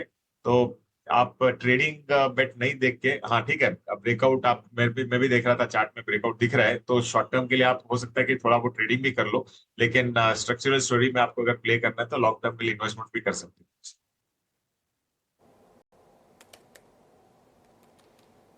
ठीक है, तो यूनाइटेड स्पिरिट्स पर भरोसा कायम है और निश्चित तौर पर दिग्गज कंपनी है, लाख करोड़ रुपए से ऊपर का इसका मार्केट कैप है, और जो बाकी जो कंपनीज हैं उनसे साइज में काफ़ी ज़्यादा ये बड़ी कंपनी है, कोई दो राय नहीं इसमें है। चलिए एक और मेहमान का स्वागत कर लेते हैं। हमारे साथ जुड़ गए हैं मैन फ्रॉम मोतीलाल ओसवाल, चंदन तापड़िया। चंदन जी, बहुत शुक्रिया आपका समय देने के लिए, स्वागत है 18 स्वदेश पर। शुरुआत कर लेते हैं आपके शेयर से। बताइए सर, कहाँ पर आपका फोकस है, क्या खरीदने की सलाह देंगे आप? जी बिल्कुल, देखिए बाजार की बात करें तो इंडेक्स कल अपने आप को ऊपर के लेवल पे, जी हाँ, बाजार अपने आप को कल ऊपर के लेवल पे संभाल नहीं पाया और सेलिंग प्रेशर देखने को मिला। कहीं ना कहीं जिस हिसाब से सेटअप बन रहा है और हम फ्राइडे की रेंज से अभी तक कंसोलिडेट हो रहे, लग रहा है कि 23,850 के नीचे होल्ड करता है तो 23,500 23,350 तक के डाउन साइड यहाँ पे देखने को मिलेंगे। आज के ट्रेडिंग सेटअप की बात करें तो मेरे को एक काउंटर समझ में आ रहा है, पीपीएल फार्मा। पीपीएल फार्मा में काफी अच्छा पॉजिटिव सेटअप देखने को मिल रहा है और कहीं ना कहीं डिफेंसिव प्ले का भी मार्केट में काम करता हुआ नजर आएगा। पीपीएल फार्मा भी देखिए लास्ट क्लोजिंग के हिसाब से तो 265 के आसपास बंद हुआ है। टेक्निकली बात करें तो की मूविंग एवरेजेस को होल्ड कर रहा है और उसके अलावा वीकली चार्ट में भी एक ट्रायंगल सॉर्ट ऑफ पैटर्न बन रहा है। मेजर ट्रेंड पॉजिटिव है। इस साल लगभग 90% से ज्यादा की रिलीज काउंटर देखिए, तो पीपीएल फार्मा में खरीदारी की सलाह रखेगी। मौजूदा लेवल 265 से हम देखें तो 258 का सपोर्ट रहेगा, ऊपर में लगभग 278 के टारगेट के लिए। ठीक है, 278 के टारगेट पिरामिल फार्मा के लिए, और पिरामिल फार्मा में कल हमने 4% के आसपास की बढ़िया तेजी देखी थी। और नोटिस करने वाली चीज ये थी कि जो पूरी की पूरी तेजी थी वो लास्ट आवर के ट्रेड में आई थी। तो शेयर अभी और चलने के लिए तैयार है 278 रुपए के टारगेट के लिए 258 रुपए के स्टॉप लॉस के साथ। चंदन, ये एक ही शेयर है क्या आज? जी देखिए, एक तो हमने यहाँ पे पीपीएल फार्मा की बात की है, और उसके अलावा देखें तो कहीं ना कहीं अगेन फार्मा में फोकस रहेगा। और मेरे को इप्का लेब यहाँ पे अच्छा लग रहा है। इप्का लेब देखें, वीकली चार्ट में लगातार 3 वीक से हार्ड टॉप साया बॉटम फॉर्मेशन बना रहा है, पॉजिटिव प्राइस पैटर्न बना है, डेली चार्ट में छोटा सा कप एंड हैंडल है। डेरिवेटिव्स डेटा की बात करें तो लॉन्ग के बिल्टअप हुए हैं, और स्टॉक ने अपने जो मल्टीपल बैरियर है लगभग 1620 के आसपास, उसको डिसाइसिवली पार किया है। इसके लिए इप्का लेब पे खरीदारी की सलाह रखेंगे। मौजूदा लेवल से देखें तो 1630 के आसपास का सपोर्ट होगा। ऊपर में आपको 1715 तक के टारगेट इप्का लेब में मिलने चाहिए। ठीक है, 1715 तक के टारगेट इप्का लैब में आपको मिल जाएंगे। 1661 रुपए का आपको भाव स्क्रीन पर दिख रहा है। और इस शेयर की भी जो चाल रही है ना, डिसेंट रही है, और कल की क्लोजिंग भी अच्छी देखी गया है। तो ये 2 शेयर आपके लिए हो गए फार्मा स्पेस में ही, पिरामिल फार्मा, इप्का लैब्स। और आज के सत्र में हम लुपिन की भी चर्चा कर रहे थे, जिसमें कि एक खबर है एक्विजिशन की, एली लिली से उन्होंने एक डायबिटीज का ब्रांड एक्वायर किया है। तो वो शेयर भी चलने के लिए तैयार होगा, और उसके भी टारगेट हमने पता किए थे। तो ये फार्मा का फ्लेवर आज भी बाजार में बना रहेगा। लेकिन खबरों के लिहाज से और कहां पर एक्शन होगा, 9 शेयर जानते हैं। 9 के नौरत में हमारे सहयोगी शरद दुबे रेडी हैं आपके साथ। शरद, गुड मॉर्निंग, बताइए। गुड मॉर्निंग अभिषेक। सबसे पहले जो है बैंकिंग स्टॉक्स पे जो है और बीएफएसआई स्टॉक्स पे थोड़ी सी आज सेलिंग प्रेशर आ सकती है। आरबीआई की जो फाइनेंशियल स्टेबिलिटी रिपोर्ट है, यहाँ पे इन्होंने कंसर्न्स जताए हैं, खासकर की जो राइजिंग स्ट्रेस आ रहा है आपके अनसिक्योर्ड लोन्स को लेके। तो ऑफकोर्स थोड़ी सी सेंटिमेंटली नेगेटिव न्यूज़ फ्लो ज़रूर है। गुजरात गैस, यहाँ पे सोर्सेज बता रहे ईटी नाउ स्वदेश को कि मोरबी सेरामिक एसोसिएशन जो है जनवरी में जो है 1 महीने का शटडाउन ले सकता है। हालांकि जो डिसीजन है वो अभी जो आया नहीं है, 5 जनवरी को आ सकता है। लेकिन याद रखिए जो शटडाउन है ये बेसिकली आपके ऑफसेटिंग के लिए हो सकता है वीक डिमांड के कारण। तो ऑफकोर्स सेरामिक प्लेयर्स और गुजरात गैस पे थोड़ी नेगेटिव इम्पैक्ट आ सकती है। इसके अलावा पावर स्टॉक्स पे जो है पॉजिटिव नज़रिया बन रहा है। यहाँ पे पावर डिमांड जो है ग्रोथ पॉजिटिव आ गई है दिसंबर के महीने में। तो आप कह सकते हैं जो अगस्त और अक्टूबर में जो डिक्लाइन नंबर्स थे वहाँ से एक अच्छी इंप्रूवमेंट देखने मिल रही है। मजगांव डॉक हमारा अगला स्टॉक रहेगा। 2000 करोड़ रुपए का जो है ऑर्डर आया है, और ये कॉन्ट्रैक्ट जो है मिनिस्ट्री ऑफ डिफेंस से आया है। आरवीएनएल की बात करें तो 140 करोड़ रुपए का जो है यहाँ पे L1 बिडर इन्होंने घोषित किया गया है। सेंट्रल रेलवे से ये ऑर्डर आया है, पॉजिटिव है। लुपिन ने हुमिसुलिन ब्रांड जो है भारत में एली लिली से खरीदारी की है, और यहाँ से वो अपने डायबिटीज़ पोर्टफोलियो को जो है बढ़ाने वाले हैं। हमारा 7वां स्टॉक जो है वो रहेगा CSC। नोएडा पावर कंपनी से जो है कंपनी को एक 300 मेगावाट का जो है important wind solar hybrid power project मिला है, सेंटिमेंटली पॉजिटिव है। वही इंडस स्टार की बात करें तो सिटी ने 90 दिन का पॉजिटिव कैटलिस्ट वॉच जो है जारी कर दिया है। यहाँ पे अच्छी डिविडेंड देखने मिल सकती है तीसरे तिमाही में, और ओवरऑल जो है कैपेक्स भी कम हो रही है धीरे धीरे। तो उसके कारण जो फ्री कैश फ्लो जनरेशन है उस पर पॉजिटिव रिएक्शन देखने मिलेगा। और हमारा आखिरी स्टॉक बिग बोल्ड ब्रोकरेज, यहाँ पे अदानी विल्मार पे नज़र रखिएगा। इन्वेस्टेक की रिपोर्ट आई है, यहाँ पे ऑफकोर्स मेंटेन होल्ड रखा है। टारगेट प्राइस 397 रुपीज़ पर शेयर का रखा है, और यहाँ पे उन्होंने कहा है कि सिंगल प्रमोटर ओनरशिप जो है लार्जली पॉजिटिव आउटकम देखने मिलेगा। और ये जो ट्रांजैक्शन है अगले 8 से लेके 12 महीने तक कंप्लीट हो जाएंगे। बिल्कुल शरद, आपका शुक्रिया हमारे साथ जुड़ने के लिए, और सारे के सारे खबरों वाले शेयर्स 9 के नौरत्न की सूची हमारे साथ शेयर करने के लिए। प्री ओपन टिक्स आपके स्क्रीन पर आप देख रहे हैं। सिर्फ 4 मिनट बचे हैं आज बाजार खुलने के लिए, और आज इस साल का आखिरी ट्रेडिंग सेशन 2024 का लास्ट ट्रेडिंग सेशन है। सेलिंग प्रेशर कल हमने देखा था, आज भी सेंटिमेंट्स जो हैं विदेशी बाजार से बड़े, जितने भी सेंटिमेंट्स आए हैं वो सारे सेंटिमेंट्स कमजोरी की तरफ इशारा कर रहे हैं। इस वक्त भी प्री ओपन में आप देख रहे हैं कमजोरी के साइंस, बट साल 2024 की अगर बात करें तो अ वॉलेटाइल 2024 कहेंगे। उतार चढ़ाव भरा, ढेर सारे ट्रिगर्स और काफी सारी वॉलेटिलिटी हमने देखी, लेकिन उम्मीदों भरे 2025 की शुरुआत हम करने जा रहे हैं। होपफुल 2025 मिड कैप और स्मॉल कैप 2024 में इनका बोलबाला रहा। ऑलमोस्ट 40% रिटर्न्स मिड कैप और स्मॉल कैप में चुनिंदा प्लेयर्स की तरफ से मिलते हुए देखने को मिले, और साथ ही निफ्टी बैंक निफ्टी से जुड़े प्लेयर्स की अगर बात करें 9-10% तक के रिटर्न्स ड्यूरिंग द ईयर देखने को मिले। सो चलिए, क्लियरली छोटे मझौले शेयर्स ब्रॉडर मार्केट्स पर भरोसा बढ़ता भी दिखा, रिस्की भी रहे हैं लेकिन अपॉर्चुनिटीज भी ढेर सारी। गुड मॉर्निंग टू यू चंदन, आपसे जानना चाहेंगे mid cap small cap versus Nifty bank Nifty, आपके सेंटिमेंट्स क्या कहते हैं 2025 के लिए? क्या लगता है कहां पर सबसे ज्यादा स्ट्रेंथ देखने को मिलेगी? धन्यवाद मानसी जी। देखिए 2024 काफी शानदार गया और ये बाजार का 9वां साल है जब साल दर साल यहाँ पे पॉजिटिव क्लोजिंग देखने को मिली है। हालांकि पिछले 2-3 महीने थोड़े से वोलेटाइल रहे थे, but again I believe that volatility is the opportunity in Indian markets. पिछले साल की बात करें तो Nifty IT, Nifty mid cap, small cap ने अच्छा कामकाज किया, अच्छे मुनाफे दे कंपेयर टू ब्रॉडर इंडाइसेस की बात करें तो। अब मेरा ऐसा मानना है कि पिछले 4 सालों की वन वे रैली के बाद अब मार्केट काफी सेलेक्टिव होगा। सारे सेक्टर, सारे स्टॉक्स नहीं चलेंगे, but certain theme, certain sector यहाँ पे परफॉर्म करते हुए नजर आएंगे।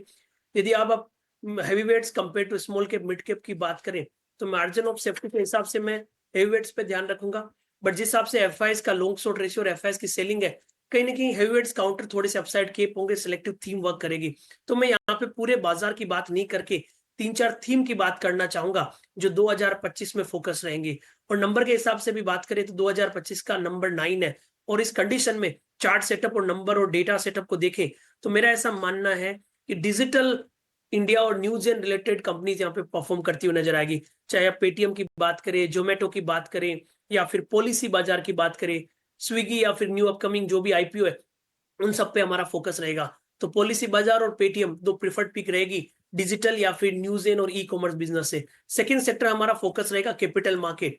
कैपिटल मार्केट में सस्टेन मूव रहेगा, कोई भी छोटे मोटे डिक्लाइन आएंगे तो वहां पे खरीदारी के मौके मिलेंगे। और कैपिटल मार्केट में चाहे आप एक्सचेंजेस की बात करें, डिपॉजिटरी, एएमसी या फिर ब्रोकिंग हाउसेस, इन सब में पॉजिटिव मूव रहेगा। और उसके अलावा डिस्क्रिशनरी एक्सपेंसेस रिलेटेड कंपनीज, चाहे फैशन, ज्वेलरीज या फिर हॉस्पिटलिटी और होटल रहे, वहां पे फोकस करना चाहिए। तो मेरे हिसाब से 2025 में ये मेजर थीम रहेगी। और कहीं ना कहीं डॉलर इंडेक्स के चलते थोड़ा सा आईटी और फार्मा सकारात्मक रूप दिखा सकता है, यदि आपको हेवी वेट्स की तरफ ध्यान देना है। बिल्कुल बिल्कुल Chandan, thanks for that. JM financial के तेजस शाह भी हैं हमारे साथ। तेजस, 2025 आउटलुक पर विस्तार से बात करेंगे, लेकिन क्विकली बाजार खुलने से पहले आपके ट्रेड्स हमें बताएं।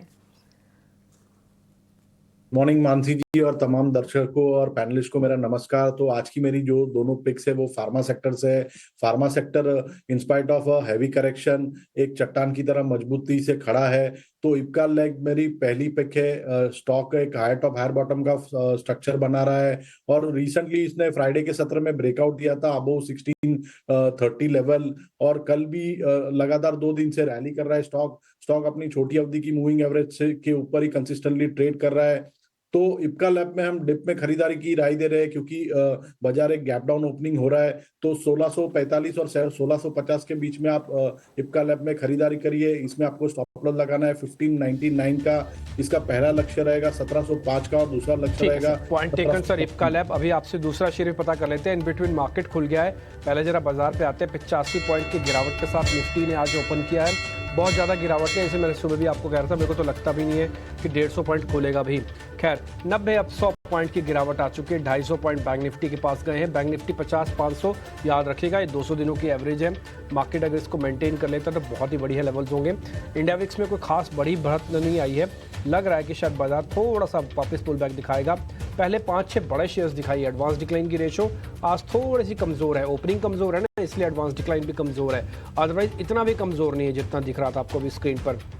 एक बार जरा दिखाइएगा लेवल्स। पहले बड़े शेयर्स दिखाइए स्क्रीन पर।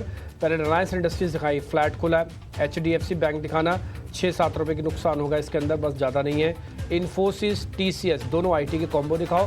फिर HUL और L&T दिखाओ। 6 शेयर चेक कर लेते हैं ताकि इससे वेटेज पता लग जाए कि मार्केट के अंदर कोई बड़ा प्लेयर इधर उधर तो नहीं कर रहा। जल्दी जल्दी फायर कीजिए प्रोड्यूसर साहब, जल्दी जल्दी जितनी स्पीड से कर सकते हैं आप। 26 रुपये का नुकसान इस समय इन्फोसिस पर है। TCS करीब 60 रुपये का है। इनकी IT वेटेज अपनी दिखा रहा है और थोड़ा उसने प्रेशर बनाया है। HUL फायर करो और साथ ही फायर करो L&T। HUL के अंदर आप देख रहे हैं तो इस समय 3 रुपये की मामूली सी बढ़त है, और L&T इस समय करीब 4 रुपये के मामूली से नुकसान के साथ है। कुल मिलाकर जो 6 शेयरों की वेटेज बनती है, जो 40% अराउंड बनती है, उसमें से IT का प्रेशर आपको दिख रहा होगा। थोड़ा निफ्टी को ज़्यादा मेहनत करनी पड़ सकती है, क्योंकि आईटी वेटेज निफ्टी के अंदर ज़्यादा रखता है। अब आ जाते हैं जरा आज के टॉप गेनर्स वगैरह पे। मार्केट के अंदर आज के टॉप गेनर्स कौन है या लूजर्स कौन है, पहले वो जरा स्क्रीन पे देखते हैं। आईटीसी फ्लैट है, अडानी पोर्ट्स 0.5% ऊपर है, और हिंडाल्को ये भी फ्लैट है। तो कुछ ज़्यादा बड़ा मोमेंटम है नहीं।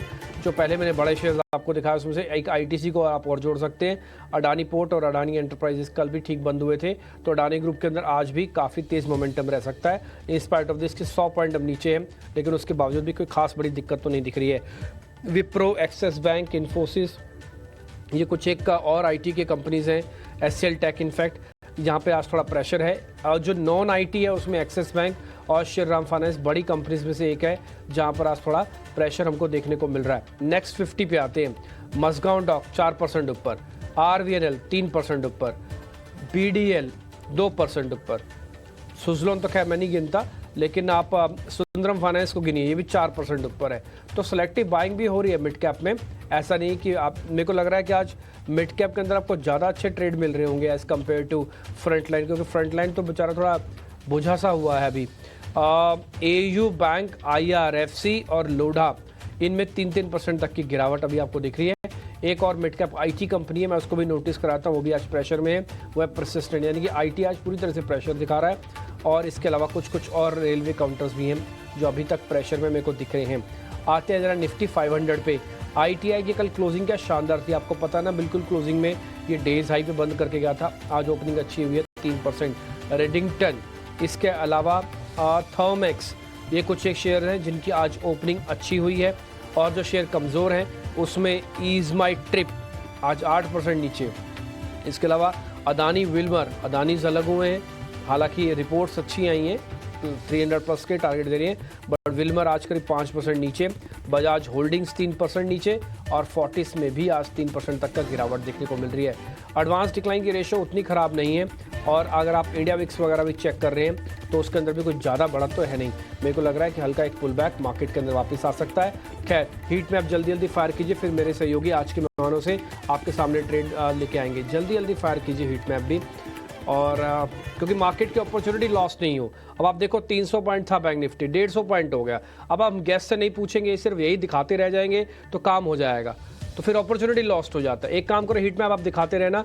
मेरी सहयोगी मानसी है जो मेहमानों के पास जा रही है, गेस्ट से कॉल्स ले रही है। मानसी, आप शुरू कीजिए, हीट मैप चलते रहेंगे।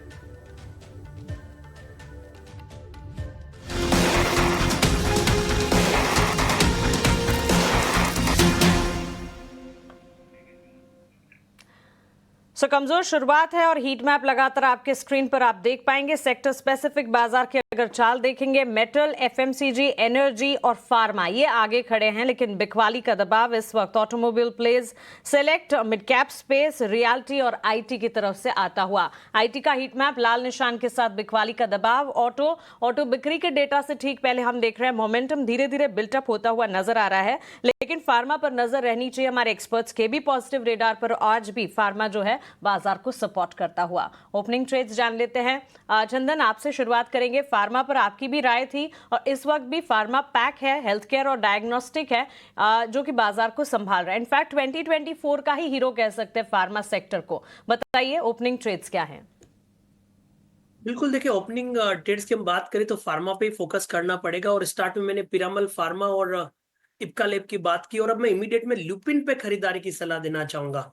मौजूदा लेवल पे लुपिन ले, काफी अच्छा सेटअप यहाँ पे है। लगातार पिछले 8-9 दिन से हायर टॉप हायर बॉटम के फॉर्मेशन इंटेक्ट है।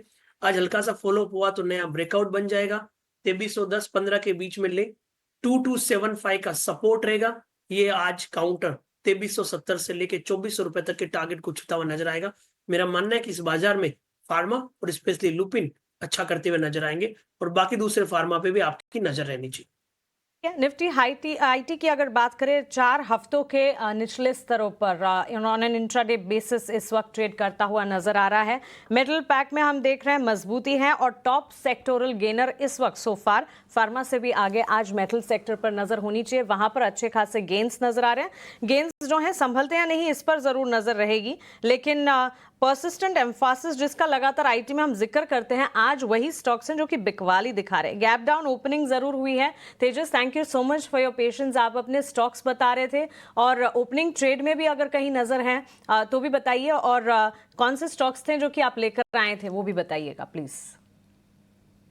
तो पहले जो मैंने स्टॉक रिकमेंड किया था इप्का लैब, वो भी अच्छा कर रहा है। और जो मेरी दूसरी पिक थी वो है बायोकॉन लिमिटेड। बायोकॉन में हमने एक अच्छी खासी रैली देखी है रिसेंटली, और स्टॉक का जो फॉल आया था उसका 61.8% रिट्रेसमेंट भी हो गया है। तो बायोकॉन हमें करंट भाव पे डिप में अच्छा लग रहा है। ये स्टॉक आपको खरीदना चाहिए। Ideal level to buy this stock will be at around 363-365 के बीच में। इसमें आपको एक पोजिशनल स्टॉप लॉस लगाना पड़ेगा 349 का।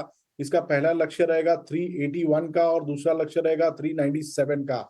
इसके अलावा जो मोमेंटम है दूसरे स्टॉक वो है डॉक्टर रेड्डी में। डॉक्टर रेड्डी का भी चार्ट स्ट्रक्चर काफी स्ट्रांग है।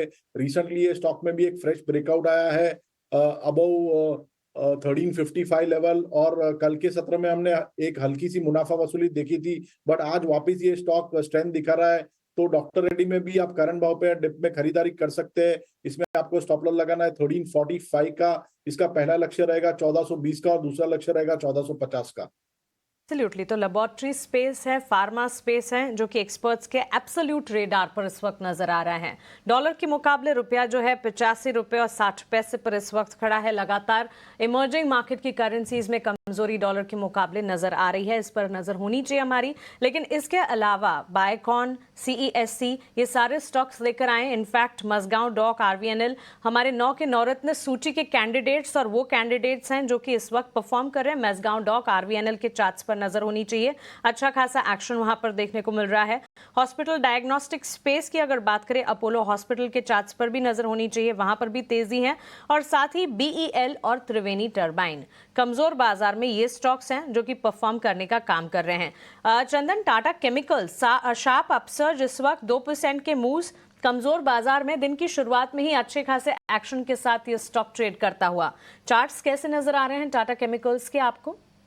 देखिए, टाटा केमिकल के चार्ट्स थोड़े से ट्रिकी है, क्योंकि ये कहीं ना कहीं रेंज बाउंड होते हैं और फॉलो अप आता नहीं है, और जिस दिन फॉलो अप आता है उसके बाद में सेलिंग आ जाता है। आज से 4 दिन पहले काफी अच्छी रिकवरी हुई थी, 1032 से 1100 तक गया था, बट वापस सेलिंग हुआ, मोमेंटम नहीं बना। बट मल्टीपल सपोर्ट भी 1020 नीचे में है। तो मेरे हिसाब से 1020 से लेके 1080 ये एक दायरा रहेगा। तो 1020 से 1080 के दायरेबंद कामकाज में काम करने की सलाह रहेगी। बड़े अपसाइड भी नहीं है, बट डाउन साइड में मल्टीपल सपोर्ट्स यहाँ पे इंटेक्ट रहेंगे।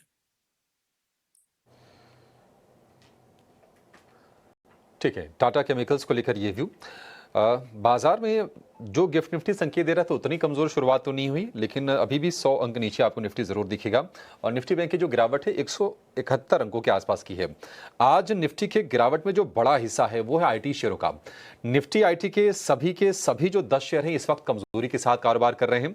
Infosys, Tech Mahindra, TCS, HCL Tech, Wipro, ये निफ्टी के टॉप 10 लूजर्स में सारे के सारे ये शेयर शामिल है और उन्हीं से प्रेशर आ रहा है। चूंकि वेटेज ज्यादा है इन्फोसिस का, TCS का, तो ये ज्यादा दबाव बनाने का काम कर रहे होंगे बाजार पर इस वक्त। लेकिन एक थोड़े छोटे शेयर से शुरुआत करते हैं। चंदन जी, आपसे व्यू जानना चाहेंगे। कल भी बड़ी तेजी थी और आज हमने देख रहे हैं कि शुरुआत बहुत अच्छी की है। कैश का स्टॉक है ITI, 400 रुपए के ऊपर निकला है। कहां तक जाएगा शेयर ये? बिल्कुल, ITI में काफी अच्छा सेटअप देखने को मिला है, और इनफैक्ट आप देखोगे तो 2 दिन में काफी दमदार तेजी मिली है। इस वीक 24% की बढ़त बनी है। टेक्निकली देखें तो 404 का एक मल्टीपल हर्डल था जो लगभग 14 दिन पहले बनाया था, उस हर्डल को निकाला है और स्टॉक अपने न्यू लाइफ टाइम हाई पे है। और इनफैक्ट आप मंथली चार्ट पे देखें तो काफी बड़ा पॉजिटिव प्राइस पैटर्न है। खरीदारी की सलाह रहेगी, और अच्छी बात है कि बाजार की वीकनेस के बावजूद भी काउंटर होल्ड कर रहा है, क्लियरली आउट परफॉर्मेंस बता रहा है। तो 395 कोई भी डिप आता है तो 395 के सपोर्ट से खरीदारी की सलाह रखेंगे, ऊपर में लगभग 430 के टारगेट के। ठीक है, 395 का स्टॉप लॉस, 430 के टारगेट ITI के लिए। तेजस जी, आज हम देख रहे हैं कि BHEL में रिवर्सल की कोशिश है। BHEL को क्या बाय करना है इस लेवल पर, या फिर अभी कंफर्मेशन नहीं आया तेजी का? मेरे हिसाब से BHEL में थोड़ा वेट करना चाहिए। स्टॉक लगातार लोअर टॉप लोअर बॉटम के फॉर्मेशन बना रहा है, और अभी जो पुल बैक रैली आई थी उसमें स्टॉक 200 दिन और 50 दिन की मूविंग एवरेज का रेजिस्टेंस फेस करके वापस गिरावट आई है। तो मुझे लग रहा है कल के सत्र में जो बिकवाली आई है उसके बाद हल्की सी पुल बैक रैली है, बट स्ट्रक्चर अभी भी वीक है। नीचे में मुझे लग रहा है ये स्टॉक 218 से लेके 213 तक जा सकता है। वहां पे फिर से चार्ट सेटअप रिव्यू करना पड़ेगा। अगर कुछ रिवर्सल के संकेत रहेंगे तो फिर वहां पे फ्रेश पोजीशन बना सकते हैं। अभी के लिए मुझे लग रहा है कि सेलिंग प्रेशर बरकरार रहेगा स्टॉक में। ठीक है, बीएचईएल में वेट एंड वॉच की सलाह है। डिक्सन टेक, चंदन जी आप जरा इसको चेक कीजिए, क्योंकि करीब 5-7 दिन बिल्कुल एक रेंज में रहा और आज हम देख रहे हैं कि फिर से गिरावट थोड़ी सी स्टीप है। 2-2.5% की कमजोरी पर शुरुआत की है डिक्सन टेक ने। क्या और गिरेगा ये शेयर? अगर हाँ तो क्या शॉर्ट करना चाहिए या फिर तेजी का मोमेंटम इंटैक्ट है इसमें अभी? डिक्सन को मैं बिकवाली की तो सलाह नहीं दूंगा, हालांकि फिलहाल अभी हमारे रेडार पे सारे के सारे फार्मा काउंटर है। मैं इसलिए बोल रहा हूँ क्योंकि फार्मा में लुपिन मोमेंटम है तो थोड़ा जिक्र कर रहा हूँ। डिक्सन की बात करें तो डिक्सन में मेजर ट्रेंड पॉजिटिव है। इस साल लगभग 170% की बढ़त के साथ ये कामकाज कर रहा है। काफी अच्छी तेजी देखने को मिली है, भले ही पिछले 2 वीक में प्रॉफिट बुकिंग देखने को मिली। इनफैक्ट मेरा तो मानना है कि कोई भी डिक्लाइन आता है टुवर्ड्स 17,000 टू 17,300, 17,000 से 17,300 का कोई भी डिक्लाइन आता है, तब इस काउंटर को लेना चाहिए। उस कंडीशन में 18,500 और 20,000 तक की रैली बनेगी। तो ओवरऑल पॉजिटिव बायस है, इसके लिए यहाँ पे हम कॉन्ट्रा बेट पे नहीं जाएंगे। इनफैक्ट मेजर सपोर्ट को होल्ड करके टर्न होता है तब यहाँ पे खरीदारी के मौके ढूंढेंगे नए लाइफ टाइम हाई टारगेट के लिए काउंटर के। ठीक है, डिक्सन टेक को लेकर ये व्यू। आईजीएल और एमजीएल, तेजस आप जरा चेक कीजिए। एमजीएल में लगातार दूसरे सत्र में हम बढ़िया तेजी देख रहे हैं। ठीक ठाक शुरुआत आज भी की है एमजीएल ने। हालांकि अगर हम आईजीएल की बात करें, अगर हम पिछले महीने भर की अगर रफ्तार देखें तो आईजीएल ने आउटपेस किया है एमजीएल को। आपको बेहतर क्या लग रहा है इस वक्त ट्रेड करना हो किसी को? तो देखिए, ट्रेडिंग की लिहाज से मुझे आईजीएल बेटर लग रहा है। स्टॉक में एक शार्प फॉल आया था और कल के सत्र में स्टॉक ने 50 दिन की मूविंग एवरेज के ऊपर बंद दिया है। एमजीएल का स्टॉक अभी भी 50 डे मूविंग एवरेज के नीचे ट्रेड कर रहा है, तो आईजीएल का जो चार्ट स्ट्रक्चर है बेटर है। कल जो कैंडल बनी थी काफी बेहतरीन कैंडल है, तो मेरे हिसाब से आईजीएल में करंट भाव पे या डिप में खरीदारी कर सकते हैं। 389 का स्टॉप लॉस रहेगा और लक्ष्य रहेगा इमीडिएट बेसिस पे 430 का, और वो सरपास होता है तो 445 तक के भी लेवल देख सकते हैं आईजीएल में। ठीक है, आईजीएल का लेकर ये व्यू। आप देखिए फार्मा स्टॉक्स में ल्यूपिन ने शुरुआत शांत की थी, इनफैक्ट लाल निशान में शुरुआत की थी, अब तेजी हो गई है इसमें 1% के आसपास की। चंदन जी ने भी इसको रेकमेंड किया। ल्यूपिन के अलावा हम देख रहे हैं कि अरविंदो में भी ठीक ठाक तेजी दिख रही है। एक शेयर जिसने थोड़ा निराश किया हाल फिलहाल, आज हम देख रहे हैं कि बैंकिंग में हल्का सा स्ट्रेंथ दिख रहा है एसबीआई की तरफ से। चंदन जी, एसबीआई को लेकर क्या व्यू होगा आपका? देखिए, स्टेट बैंक ऑफ इंडिया की बात करें तो कहीं ना कहीं आप देखोगे कि मार्केट में बैंक्स ने सपोर्ट नहीं किया है। इनफैक्ट बैंक निफ्टी ने ऊपर के लेवल से करेक्टिव मूव दिखाया जो पहले आउट परफॉर्मेंस था, और पीएसयू बैंक्स यहाँ पे ज्यादा साथ नहीं दे रहे। एसबीआई कुछ दिन पहले यहाँ पे लगभग 815-20 के आसपास सपोर्ट ले रहा था, बट वो भी होल्ड नहीं कर रहा है। तो वीकनेस है, भले आज थोड़ा सा एक पोज लिया है। कंफर्मेशन तभी मिलेगा जब 810 के ऊपर सस्टेन होगा, तो इस अपना बाउंस प्ले कर सकते हो, बट सेटअप इतना अच्छा नहीं है क्योंकि वीकली चार्ट का ट्रेंड नेगेटिव है। तो या तो अवॉइड करें या फिर 800 के ऊपर सस्टेन करें, तब यहाँ पे पोजीशन बनाने की सोचें। ठीक है, 800 रुपए के ऊपर निकले, फिर से वही स्थिति आ गया एसबीआई में। पहले भी ये स्थिति हमने देखी थी कि 790 से 800 रुपए की रेंज में था और 800 को पार नहीं कर पा रहा था। हालांकि फिर चला 875 के आसपास हमने असर देखे, फिर लेकिन प्रॉफिट टेकिंग एसबीआई के शेयर में आई थी। तेजस, एनबीसीसी जरा चेक कीजिए, ये चल सकता है क्या? और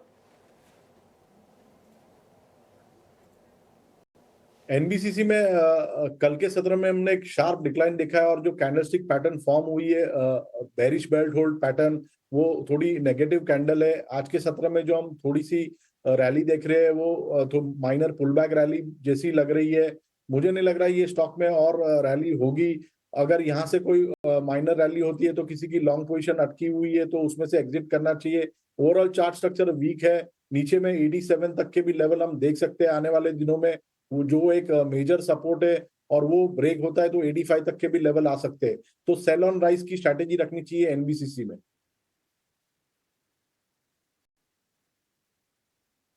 देखिए मार्केट के अंदर विक्स नहीं बढ़ रहा, ये बहुत अच्छी साइन है। दूसरा, हम 200 दिनों के एवरेज को टेस्ट तक नहीं करने गए 200 दिनों के एवरेज पे, है ना। बैंक निफ्टी पे आज का बैंक निफ्टी का लो बना है 599 और 200 दिनों के एवरेज है 550, यानी कि ब्रेक तक नहीं किया, वापस इसको बचा के लेके आए हैं।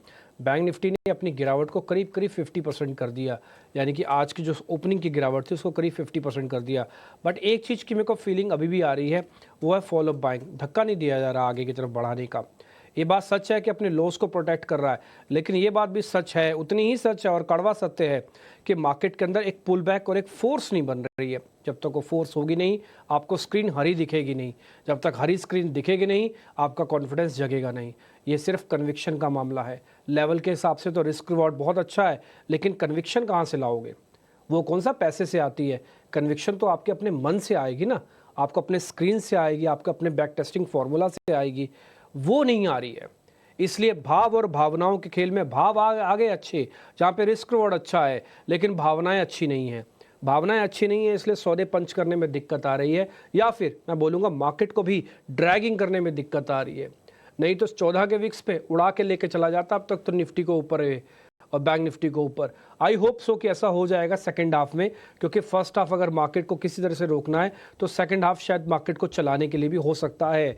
हाँ, बट अपने वित्तीय सलाहकार से पूछ के लीजिएगा जो भी आपको ट्रेड करना है। चंदन सर, एक तो आपका मार्केट पे टेक, देखो मैं एक्सपेरिमेंट करना चाहता हूं, मैं आपको बहुत साफ साफ बता रहा हूं, क्योंकि मेरे को पता है यहाँ पे 14% की एफआईज की लॉन्ग होल्डिंग्स पे मैं कितना खाऊंगा बॉस। एफआईज की लॉन्ग होल्डिंग 10 से नीचे तो नहीं जाएगी ना, 10 पे आगे रुक जाएगी, 14 पे तो वैसे ही खड़ा हूँ, तो मेरे पास सिर्फ 4% की होल्डिंग्स घटाने का है। लेकिन सामने अगर वो 40% आ गए तो निफ्टी 1000 पॉइंट चल जाएगा।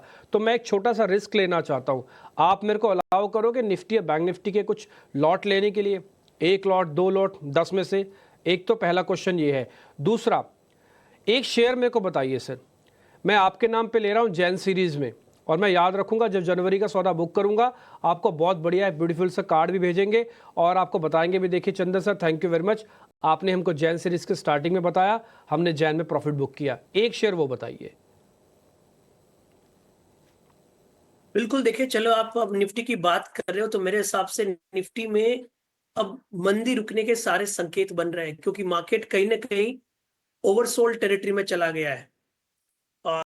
मेरा ऐसा मानना है कि कहीं ना कहीं इंडेक्स 23,350 से लेके 23,000 को मेजर बेस बनाएगा और मौजूदा लेवल पे होल्ड करता है तो 24,400 और 25,000 तक के लेवल मिल जाएंगे आपको बजट के आसपास के लिए। तो बिल्कुल, यदि आप यहाँ पे एफआईज लॉन्ग शॉर्ट रेशियो की बात कर रहे हैं जो लगभग 13-14% है, पिछले 4 सालों से मैं ट्रेक कर रहा हूँ, 6 बार ये एफआईज लॉन्ग शॉर्ट रेशियो जब भी 10 से 13% के आसपास आता है और इंडेक्स वहां से रिकवर होता है तो 2000 से लेके 3000 पॉइंट की निफ्टी में तेजी होती है। तो उसी डेटा को मैं यूज करता हूं, तो मेरा ऐसा मानना है कि 23,000 से 23,333 प्रिसाइसिवली बड़ा सपोर्ट का काम करेगा और उस सपोर्ट से 24,400 25,000 प्लस तक के लेवल देखने को मिलेंगे। अब स्टॉक की बात करें तो 2 ही सेक्टर मेरे को यहाँ पे ठीक लग रहे हैं। पहला, मेरे को यहाँ पे फार्मा काउंटर अच्छे लग रहे हैं और दूसरा कुछ डिजिटल इंडिया रिलेटेड स्टॉक्स पे फोकस करना चाहिए। बट मैं सेफ्टी को ध्यान में रखता हूँ विद द व्यू कि मार्केट थोड़ा स्विंग दे तो भी आपको ज्यादा रिस्क नहीं होना चाहिए। तो उस कंडीशन में लुपिन में खरीदारी रहेगी। लुपिन में काफी अच्छा सेटअप है, वीकली चार्ट में एक बड़ा ब्रेकआउट है, तो मौजूदा लेवल से 2240 का सपोर्ट रहेगा, ऊपर में 2500 तक के टारगेट के लिए। ठीक है, तो आप एक ल्यूपिन पे बाय करने के लिए बोल रहे हैं जैन सीरीज में। मेरे को ध्यान है आपने 3-4 दिन पहले भी इस शेयर के बारे में जिक्र किया था, तब भी अच्छा चला, आज भी अच्छा चल रहा है। और जब तक 24,000 के लेवल पार नहीं होते, खतरा टलता नहीं, तब तक फार्मा का साथ छोड़ना नहीं, तब तक आपको फार्मास्यूटिकल्स गाहे बगाए बचाते भी रहेंगे। और एक बात सच है सर, जो भी आप 4 साल का अपना बैक टेस्टेड फॉर्मूला बता रहे हैं कि 14% एफआईज होल्डिंग पे बाजार चलता है, हमारा भी मानना है कि ठीक बजट से पहले एक प्री बजट रैली आ सकती है। बस कंडीशन छोटी सी फंसी हुई है, थोड़ा सा रिटेल के पास होल्डिंग ज़्यादा है, उनका माल छटक के एफआईज के पास गिर जाए तो काम बन जाएगा और बहुत स्पीड से मार्केट ऊपर आ सकता है। मेरे को बड़ी हैरानी है, अब तक आप दोनों ने ही, चंदन ने और तेजस ने, टाटा केमिकल्स को क्यों नहीं देखा? ना ही टाटा केमिकल्स के बारे में किसी एंकर ने पूछा। अब लेकिन मैं पूछ लेता हूँ, टाटा केमिकल्स आपको इस साल के अंदर 2025 का हीरो नहीं दिख रहा सर, रिस्क रिवॉर्ड के रेशियो के हिसाब से? ये बात समझ सकता हूँ कि 2024 का एक्सपीरियंस बहुत ही खराब था। चंदन सर, आपको नहीं लग रहा टाटा केमिकल्स 2025 का हीरो बन सकता है। बिल्कुल, मानसी जी ने इसके बारे में चर्चा भी की थी, बट काफी टफ है टाटा केमिकल के बारे में कमेंट करना, क्योंकि ये चलता कम है, रुकता ज्यादा है। इतना जरूर बोल सकते हैं डाउन साइड लिमिटेड है, बट चल के मोमेंटम और फॉलो अप आना थोड़ा इस काउंटर के लिए टफ है। कहीं नहीं कि मेरा ऐसा मानना है कि शायद ये बीटन डाउन थी, एक मेजर रिकवरी की तरफ जाएगी, बट अभी तक कोई रिवर्सल के बड़े साइन है नहीं। और स्पेशली टाटा केमिकल की बात करें तो इसका एक बड़ा दायरा है, नीचे में 1020, ऊपर में 1080, और मेरा तो ऐसा मानना है कि इस दायरे के बीच में ही ट्रेड करना चाहिए।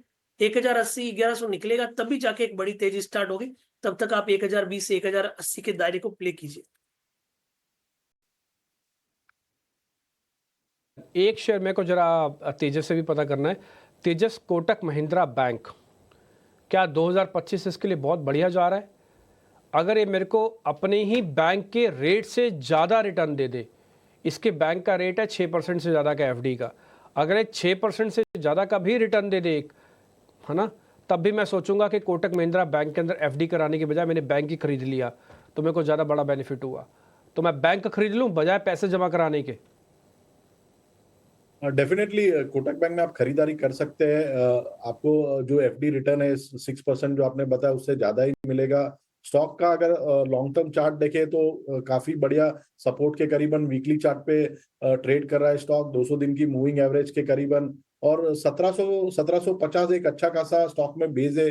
जब तक ये ब्रेक नहीं होगा मुझे लग रहा है यहाँ से थोड़ी रिलीफ रैली आ सकती है स्टॉक में। बट अगर प्राइवेट सेक्टर की हम बात कर रहे हैं तो मुझे एचडीएफसी बैंक बेटर बेट लग रहा है कंपेयर टू कोटक बैंक। अगर आपका 6 से 12 महीने का नजरिया रहेगा तो मेरे हिसाब से ये डिप में अगर खरीदारी करनी चाहिए तो HDFC bank will be a preferred bet compare to Kotak bank. Done sir. तो आप ये कह रहे हैं कि आप कोटक चल सकता है, कोटक के अंदर एफडी रेट से ज़्यादा मिलेगा। मैंने इसलिए पूछा एक बार इसका साल का 52 वीक का रिटर्न दिखाओ एक बार ज़रा, साल का 52 वीक लिखा हुआ आएगा कोटक बैंक पे, एक बार ज़रा दिखाना। 52 कोटक बैंक, प्रोड्यूसर साहब ले आओ, पहले हम आपकी वेट कर रहे हैं। 5% का, वो भी नेगेटिव रिटर्न है। इसलिए मैंने क्वेश्चन पूछा कि एफडी रेट अगर 6% है, या तो मैं कोटक में जाके अपने पैसे जमा कराऊँ 6% ले आऊँ, या तो मैं कोटक को ही खरीद लेता हूँ और 6 नहीं 12% लेके आता हूँ। तो भाई मेरे को ज़्यादा समझ में आ रहा है कि कोटक बैंक का शेयर खरीद लो, 12% लो, और इसका मेरे को लगता है अगर मैं 30% भी मार्जिन मनी डालूंगा पर लॉट की तो मेरे हिसाब से 3-4-5 लाख रुपए जाएगा, 3-1 लाख रुपए जाएगा एक लॉट को मैं हैंडल भी कर लेता हूँ तो अच्छा रिटर्न मेरे को मिलने की चांसेस हैं। इसलिए तेजस से मैंने क्वेश्चन पूछा और उन्होंने भी एग्जैक्टली वही जवाब दिया। देखते ही देखते बैंक निफ्टी ने अपने 50-800 को वापस कॉन्कर कर लिया, पा लिया। थोड़ी देर पहले चंदन सर भी आपको यही बात बोल रहे थे। मेरा अपना कन्विक्शन तो मैंने सुबह से आपको बता ही रखा है कि मेरे को लगता नहीं कि बाजार बहुत नीचे जाएगा। एक्युमुलेट एक वर्ड मैंने आपके सामने याद दिलवाया था आपको, इकट्ठा करो, कुल को एकत्र करो। श्री कृष्ण बोलते हैं महाभारत में धृतराष्ट्र से कि आप कौरवों और पांडवों को लड़ाओ मत महाराज, आप कुल को एकत्र करो। तो इस समय शेयर्स को एकत्र करने का समय है। आप मंदी और तेजी में फंसो मत, शेयर्स को इकट्ठे करो, इंडेक्स को इकट्ठे करो, क्योंकि ये आगे पे करने जाएगा आपको। कब पे करेगा, किस रूप में पे करेगा, कितनी स्पीड से पे करेगा, ये भविष्य के गर्भ में है। लेकिन हाँ, बैक टेस्टेड फॉर्मूला कहता है कि पे करेगा। 350 पॉइंट का बैंक निफ्टी सिर्फ 50 पॉइंट में शामिल हो गया, सिर्फ 50 पॉइंट की गिरावट है।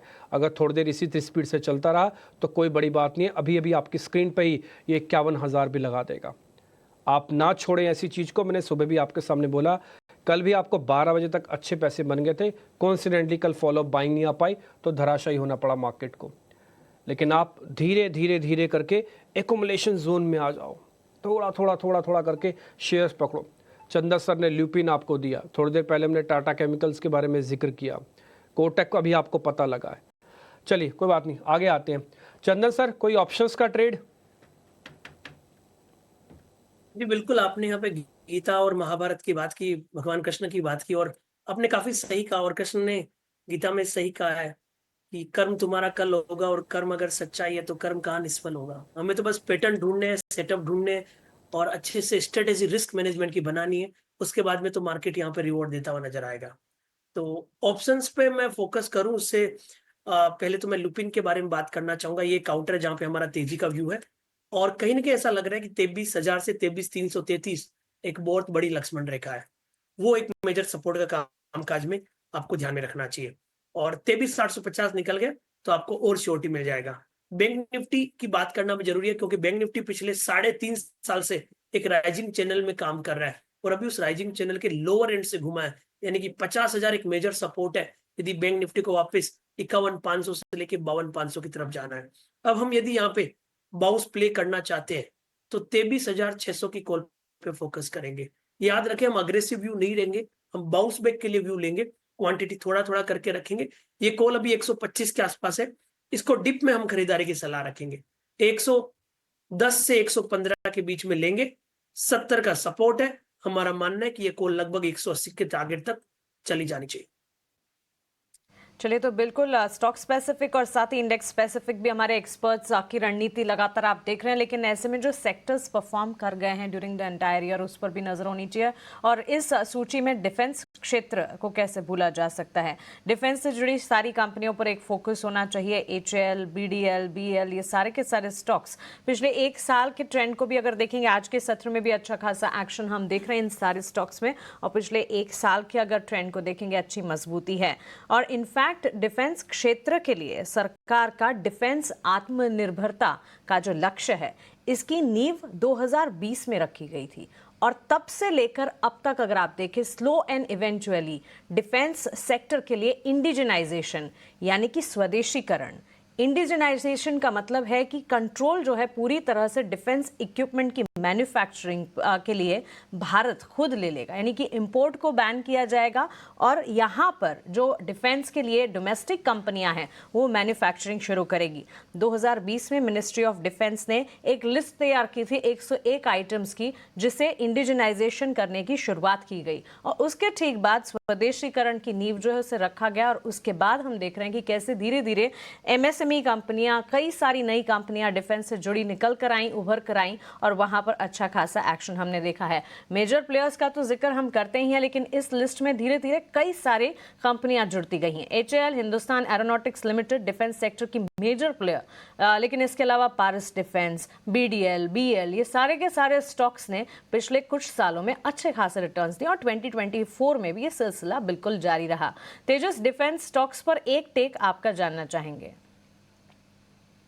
देखिए, डिफेंस स्टॉक्स की हम बात करें तो डिफेंस स्टॉक्स में काफी अच्छा करेक्शन आ गया है और मुझे लग रहा है कि ऑलमोस्ट अभी ये जो करेक्शन है वो ऑलमोस्ट खत्म हुआ दिख रहा है। अगर 2025 की बात करें तो मुझे लग रहा है कि जो दो स्टॉक्स मुझे डिफेंस सेक्टर से अच्छे लग रहे हैं वो है हिंदुस्तान एरोनॉटिक्स लिमिटेड।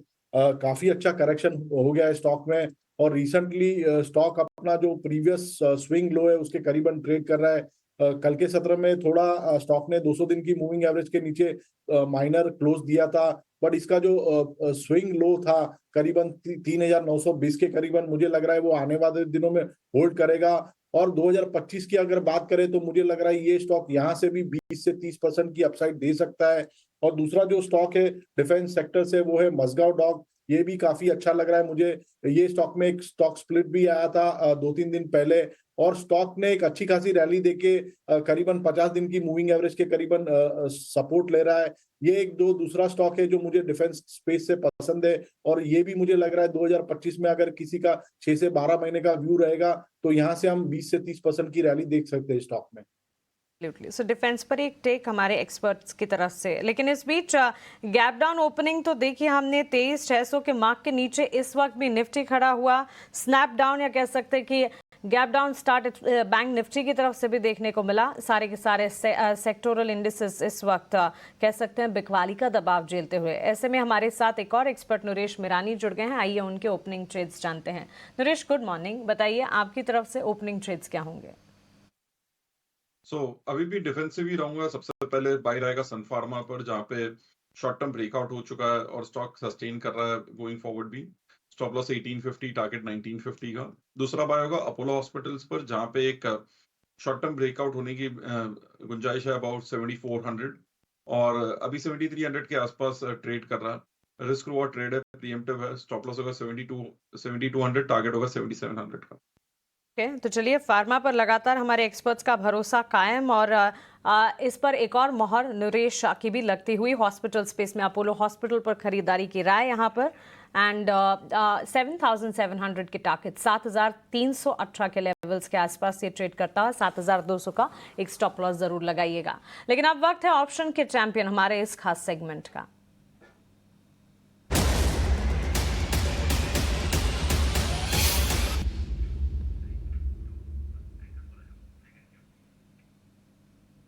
ऑप्शंस के चैंपियन सेगमेंट में आज हमारे साथ फिनवर्सिफाई से ध्वनि पटेल जुड़ गई हैं। गुड मॉर्निंग ध्वनि, बताइए ऑप्शन की रणनीति आज की आपकी क्या होगी? Good morning Mansi. हमारा ऑप्शन का ट्रेड आज जो रहेगा वो है अंबुजा सीमेंट्स के अंदर। ओवरऑल काउंटर के अंदर यहाँ पे वीकनेस देखने को मिल रही है। करंट लेवल से 540 का लेवल अंबुजा सीमेंट्स में ब्रेक होता है तो नीचे की तरफ में जो गिरावट है वो आपको 520 के लेवल्स तक देखने को मिल सकती है। तो करंट लेवल से 540 का पुट ऑप्शन जो है वो खरीद के चलना है। यहाँ पे आपको 13 रुपए के भाव के पास करीब मिल जाएगा, और इसका जो स्टॉप लॉस है वो 10 रुपए का रहेगा। टारगेट 20 का मेंटेन करके चलना है, और अधिकतम मुनाफा 6,300 और नुकसान 2,700 तक का हो सकता है।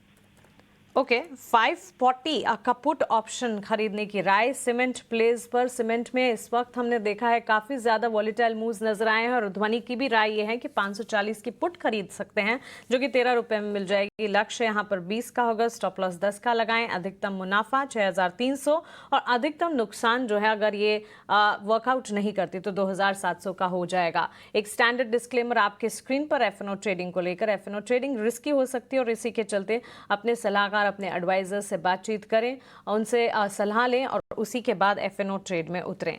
लेकिन बैंक्स एंड फाइनेंशियल्स पर भी एक ट्रेक होना चाहिए, और चंदन आपसे राय जानना चाहेंगे। इनफैक्ट अगर आप देखें पूरे के पूरे साल भर में बैंक्स एंड फाइनेंशियल्स की ही बात करें और पीएसयू बैंक्स की बात करें तो हमने रिटर्न्स तो देखे हैं लेकिन चुनिंदा प्लेयर्स ने ही रिटर्न्स दिखाए हैं। ICICI bank year to date 29% के रिटर्न्स देखे हैं। फेडरल बैंक में करीब 27% के रिटर्न, एसबीआई में 24%, वहीं कैनरा बैंक में 14%, और on the flip side axis bank, Kotak bank, AU bank, IndusInd bank ने नेगेटिव रिटर्न्स दिखाए हैं। निफ्टी बैंक ऑलमोस्ट 5% चल गया ड्यूरिंग द ईयर, और पीएसयू बैंक स्पेस में 14% के रिटर्न्स नजर आए हैं। बैंक्स फाइनेंशियल्स में पीएसयू कैटेगरी में क्या कोई भरोसा बनता है चंदन? देखिए, आप बैंक्स की बात करें तो निफ्टी बैंक 2 महीने पहले अच्छी खासी आउट परफॉर्मेंस दिखाया था, बट अभी पिछले 2 महीने में और स्पेशली पिछले 4 वीक में एक सेल ऑफ देखने को मिला। मैं ईयर टू डेट बेसिस पे देखूं तो निफ्टी 8% की बढ़त के साथ खड़ा है, जबकि बैंक निफ्टी अब 5% की बढ़त है, जो बीच में आउट परफॉर्मेंस देखने को मिली थी। अच्छी बात यह है कि बैंक निफ्टी एक बड़े राइजिंग चैनल में कामकाज कर रहा है। और बैंकिंग की बात करें तो आईसीआईसीआई बैंक ने परफॉर्म किया था, बट कहीं ना कहीं अब रेंज बाउंड हो रहा है। 1220 एक मेजर सपोर्ट का काम करता है, वहां पे आएगा तो आप इस खरीदारी के मौके मिलेंगे। उसके अलावा दूसरे बैंकिंग काउंटर की भी बात करें तो काफी सेलेक्टिव है। एक्सिस बैंक है, वहां पे स्ट्रक्चर वीक है। एचडीएफसी बैंक ने काफी अच्छा यहाँ पे दमदार प्रदर्शन किया था। एचडीएफसी बैंक कहीं ना कहीं 4% की बढ़त के साथ इस साल खड़ा है, और मेरा ऐसा मानना है यही एक दिग्गज काउंटर रहेगा जो इंडेक्स को सपोर्ट करेगा। तो एचडीएफसी बैंक में भरोसा जमाया जा सकता है। यहाँ पे लगभग 1740 के सपोर्ट रहेंगे। 1740 की तरफ आता है तो जरूर इसको बाय ऑन डिक्लाइन की रणनीति में रखें। वहीं पीएसयू बैंक से थोड़े डावाडोल रहेंगे, उठापटक रहेंगे। मार्केट बॉटम बनेगा तभी वहां पे स्ट्रेंथ आएगी, और पीएसयू में यदि आपको विश्वास जताना है तो मेरे हिसाब से दिग्गज एसबीआई पे जताना चाहिए। दिग्गज प्लेयर्स पर भरोसा होना चाहिए और उन्हीं के साथ जाना चाहिए, ये कहना है चंदन का बैंक्स एंड फाइनेंशियल्स कैटेगरी में। लेकिन अगला नोटेबल इवेंट जो नए साल में सबसे पहला भारतीय बाजार के लिए होगा वो है बजट। और बजट से ठीक पहले हमारी बजट एक्सक्लूसिव में लगातार हम किन क्षेत्रों पर फोकस होना चाहिए और किन क्षेत्रों पर अनाउंसमेंट्स निकल कर आ सकते हैं उस पर आपसे बातचीत करते हैं, आपको खबरें बताते हैं। कुछ दिन पहले हमने सिटी गैस डिस्ट्रीब्यूशन कंपनियों से जुड़ी ऐसी एक एक्सक्लूसिव आपको बताई थी, और अब एक और बजट से जुड़ी एक्सक्लूसिव खबर की बारी है। बजट में पोस्टल डिपार्टमेंट के लिए आवंटन में बढ़ोतरी हो सकती है। क्या है ये पूरी खबर? इससे जुड़ी सारी की सारी जानकारी लेकर हमारे साथ हमारे सहयोगी समीर जुड़ गए हैं। समीर, आप बताइए। आगामी यूनियन बजट में भारतीय डाक विभाग से जुड़ी हुई कुछ बड़े ऐलान, कुछ बड़ी सौगातों का जिक्र हो सकता है। सूत्र ये बता रहे हैं कि जो इंडियन पोस्टल डिपार्टमेंट है उसकी तरफ से वित्त मंत्रालय को हायर बजटरी एलोकेशन की मांग रखी गई है, जो कि तकरीबन 40,000 करोड़ रुपए की है। और इसके पीछे एक डिटेल्ड विजन है, एक लॉन्ग टर्म रोड मैप है। और इसकी वजह यह है कि हाल ही में ज्योतिरादित्य सिंधिया, जो कि इंडियन पोस्टल डिपार्टमेंट को हेड करते हैं, और वित्त मंत्री निर्मला सीतारमण के बीच एक अहम बैठक हुई है। और इस बैठक में मंत्री सिंधिया ने इंडियन पोस्टल डिपार्टमेंट को आने वाले 5 सालों में एक प्रॉफिटेबल कंपनी बनाने के लिए एक डिटेल्ड रोड मैप वित्त मंत्रालय के सामने पेश किया है। ये बताया है कि साल दर साल कैसे ये संभव होगा, कैसे हासिल किया जाएगा। जो प्रमुख बातें थी इस रोड मैप की वो ये थी कि 5 सालों में 2029 तक एक प्रॉफिटेबल कंपनी बनानी है। उसके लिए वर्क ऑटोमेशन पर पैसा खर्च होगा ताकि ऑपरेशनल एफिशिएंसी और रिलायबिलिटी को बढ़ाया जा सके। दूसरी बात यह है कि B2B और B2C के लिए नई स्कीम को लॉन्च किया जाएगा, प्राइवेट प्लेयर्स को शामिल किया जाएगा, उनके साथ हाथ मिलाया जाएगा ताकि लॉजिस्टिक सेक्टर में जो इंडियन पोस्टल डिपार्टमेंट की ताकत है उसको और बढ़ाया जा सके और लॉजिस्टिक सेक्टर में इंडियन पोस्टल डिपार्टमेंट को और मजबूत बनाया जा सके। इसके साथ ही साथ कस्टमर रिटेंशन, कस्टमर का बेस बढ़ाने के लिए भी काम होगा। तो कुल मिलाकर के इंफ्रास्ट्रक्चर अपग्रेड, वर्क ऑटोमेशन और नई स्कीम के जरिए इंडियन पोस्टल डिपार्टमेंट को आने वाले 5 सालों में एक प्रॉफिटेबल कंपनी बनाने का जो रोड मैप है, इसके लिए हायर बजटरी एलोकेशन की मांग पोस्टल डिपार्टमेंट की तरफ से रखी गई है। सूत्र ये बता रहे हैं कि इस बार कुछ नए स्कीम और जो बजटरी मांग है पोस्टल डिपार्टमेंट का, इसका पूरा हिस्सा नहीं, लेकिन हाँ इसमें बढ़ोतरी हम होता हुआ देखेंगे। अगर हम वित्त वर्ष 2023-24 या 24-25 के बजटरी एलोकेशन को देखें तो इस बार ये मांग को काफ़ी हद तक अपनाते हुए जो क्वांटम है बजटरी एलोकेशन का वो बढ़ाया जा सकता है। ठीक है, शुक्रिया समीर इस जानकारी के लिए। तो बजट में ऐलान हो सकते हैं। पोस्टल डिपार्टमेंट यानी कि डाक विभाग ने 40,000 करोड़ रुपए के अनुदान की मांग की है और इसमें इंफ्रास्ट्रक्चर अपग्रेड करने के लिए, पोस्ट ऑफिस के रेनोवेशन के लिए, ये बाकी तमाम सुविधाओं को बढ़ाने के लिए भी इस रकम को खर्च किया जाएगा। ये बड़ी जानकारी आपके सामने। लेकिन बाजार की जो कमजोरी है वो बढ़ती हुई दिख रही है। निफ्टी में अब जो गिरावट हो गई है 140 अंकों के आसपास की हो गई है और निफ्टी बैंक की बात करें तो 215 अंक नीचे निफ्टी बैंक भी आ गया है। इसकी बड़ी वजह यह है कि आप देखिए आईसीसी बैंक में करीब करीब 1% के आसपास की नरमी फिलहाल आपको दिखेगी और एचडीएफसी बैंक में लगा कि शुरुआत में थोड़ा सुधार हो जाएगा, लेकिन वो हुआ नहीं और फिर से ये शेयर नीचे आ रहा है। कुछ अगर हम बड़े शेयरों की बात करें तो आईटी शेयर तो आज ड्रैग कर ही रहे हैं, मेजर ड्रैग है। इन्फोसिस 2.5% नीचे है, टीसीएस में 2% से ज़्यादा की गिरावट है। विप्रो, एचसीएल, टेक महिंद्रा ये भी 0.25% से लेकर 2% के आसपास टूटे हुए हैं और आईटी इंडेक्स अगर आप देखेंगे 2-2.5% के आसपास की गिरावट है और इस महीने के हाई से करीब 6-6.5% नीचे आईटी इंडेक्स आकर अब कारोबार कर रहा है। तो वहां पर प्रॉफिट टेकिंग हम साफ साफ देख रहे हैं। चंदन जी, आईटी में जो आज कमजोरी हम देख रहे हैं, क्योंकि कल हमने देखा कि नैस्डैक में भी अच्छी खासी गिरावट रही, उसका असर यहां पर भी आ रहा है। कहीं कोई शॉर्ट के मौके खोजने चाहिए बड़े शेयरों में? जी देखिए, आप आईटी की बात करें तो मेरा ऐसा मानना है कि सेलेक्टिव काउंटर आईटी में परफॉर्म कर रहे थे, बट अभी कुछ दिनों से थोड़ा सा प्रॉफिट बुकिंग देखने को मिली है आईटी में। यहाँ पे मेरा ध्यान रहेगा काउंटर लाइक एचसीएल टेक, जो कल की बड़ी मूव के बाद में हल्का सा डिक्लाइन आया है, बट फिर भी की मूविंग एवरेजेस को होल्ड कर रहा है।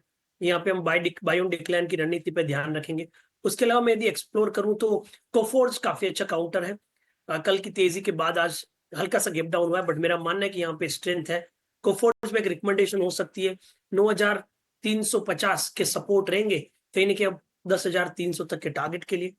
आईटी सब अच्छे लग रहे हैं और ऐसा लग रहा है कि हल्के से और डिप के बाद आईटी बाजार को संभालता हुआ नजर आएगा। ठीक है, देखिए दो बड़े पिलर्स हैं आईटी की। अगर हम वेटेज की बात करें निफ्टी में तो करीब 17% के आसपास का है। बैंकिंग का उससे भी ज़्यादा है। अगर आप बैंकिंग फाइनेंशियल दोनों को मिला लें तो वो 30% के आसपास का वेटेज है। अगर ये दो अगर कमज़ोर रहते हैं तो फिर बाजार चले इसकी संभावना काफ़ी ज़्यादा कम हो जाती है। कुछ और शेयरों पर ज़रा राय लेते हैं। नरेश जी, एक बार आप ज़रा सीएससी को चेक कीजिए तो सीएससी में क्या मौके हैं, ट्रेड के बन रहे हैं मौके?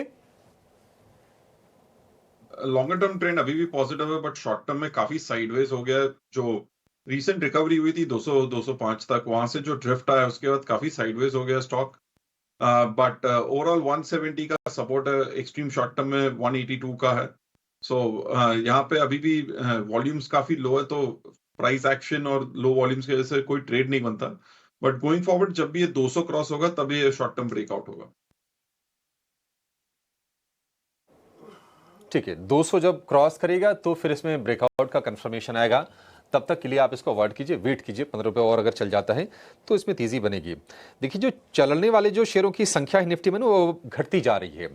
बहुत मुश्किल अब 7 या 8 शेयर ऐसे हैं जहां पर आपको तेज़ी दिखेगी। 42-43 शेयरों में आज हमें कमज़ोरी देखने को मिल रही है और निफ्टी करीब 150 अंक नीचे इस वक्त कारोबार कर रहा है और प्रतिशत के लिहाज से थोड़ी सी कम गिरावट है निफ्टी बैंक में, लेकिन 225 अंक कमजोर निफ्टी बैंक है।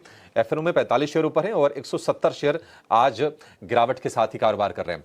एक और शेयर जो पावर तो नहीं है लेकिन पावर से रिलेटेड है, तेजस जी आप जरा बताइए। हैवेल्स में हमने हाल फिलहाल कमजोरी देखी, कल थोड़े स्थिरता वाला दिन था, आज चलने की कोशिश कर रहा है, क्या इसमें मौके हैं आपके हिसाब से? देखिए, हैवेल्स का जो स्ट्रक्चर है थोड़ा वीक है। स्टॉक अभी भी 20 दिन और 50 दिन की मूविंग एवरेज के नीचे ट्रेड कर रहा है। रिसेंटली हमने स्टॉक में एक रैली देखी थी 1780-1800 के करीबन, और उसके बाद लगातार स्टॉक में हमने गिरावट देखी है। ओवरऑल चार्ट स्ट्रक्चर अभी भी वीक है, डेली पे और वीकली चार्ट सेटअप भी अभी भी वीक ही है। तो मेरे हिसाब से तो ये स्टॉक में भी अवॉइड करना चाहिए। यहाँ से कोई पुल बैक रैली आती है 1720-30 के करीबन, तो किसी की एग्जिट लॉन्ग पोजीशन अटकी हुई है तो उसमें से एग्जिट करना चाहिए।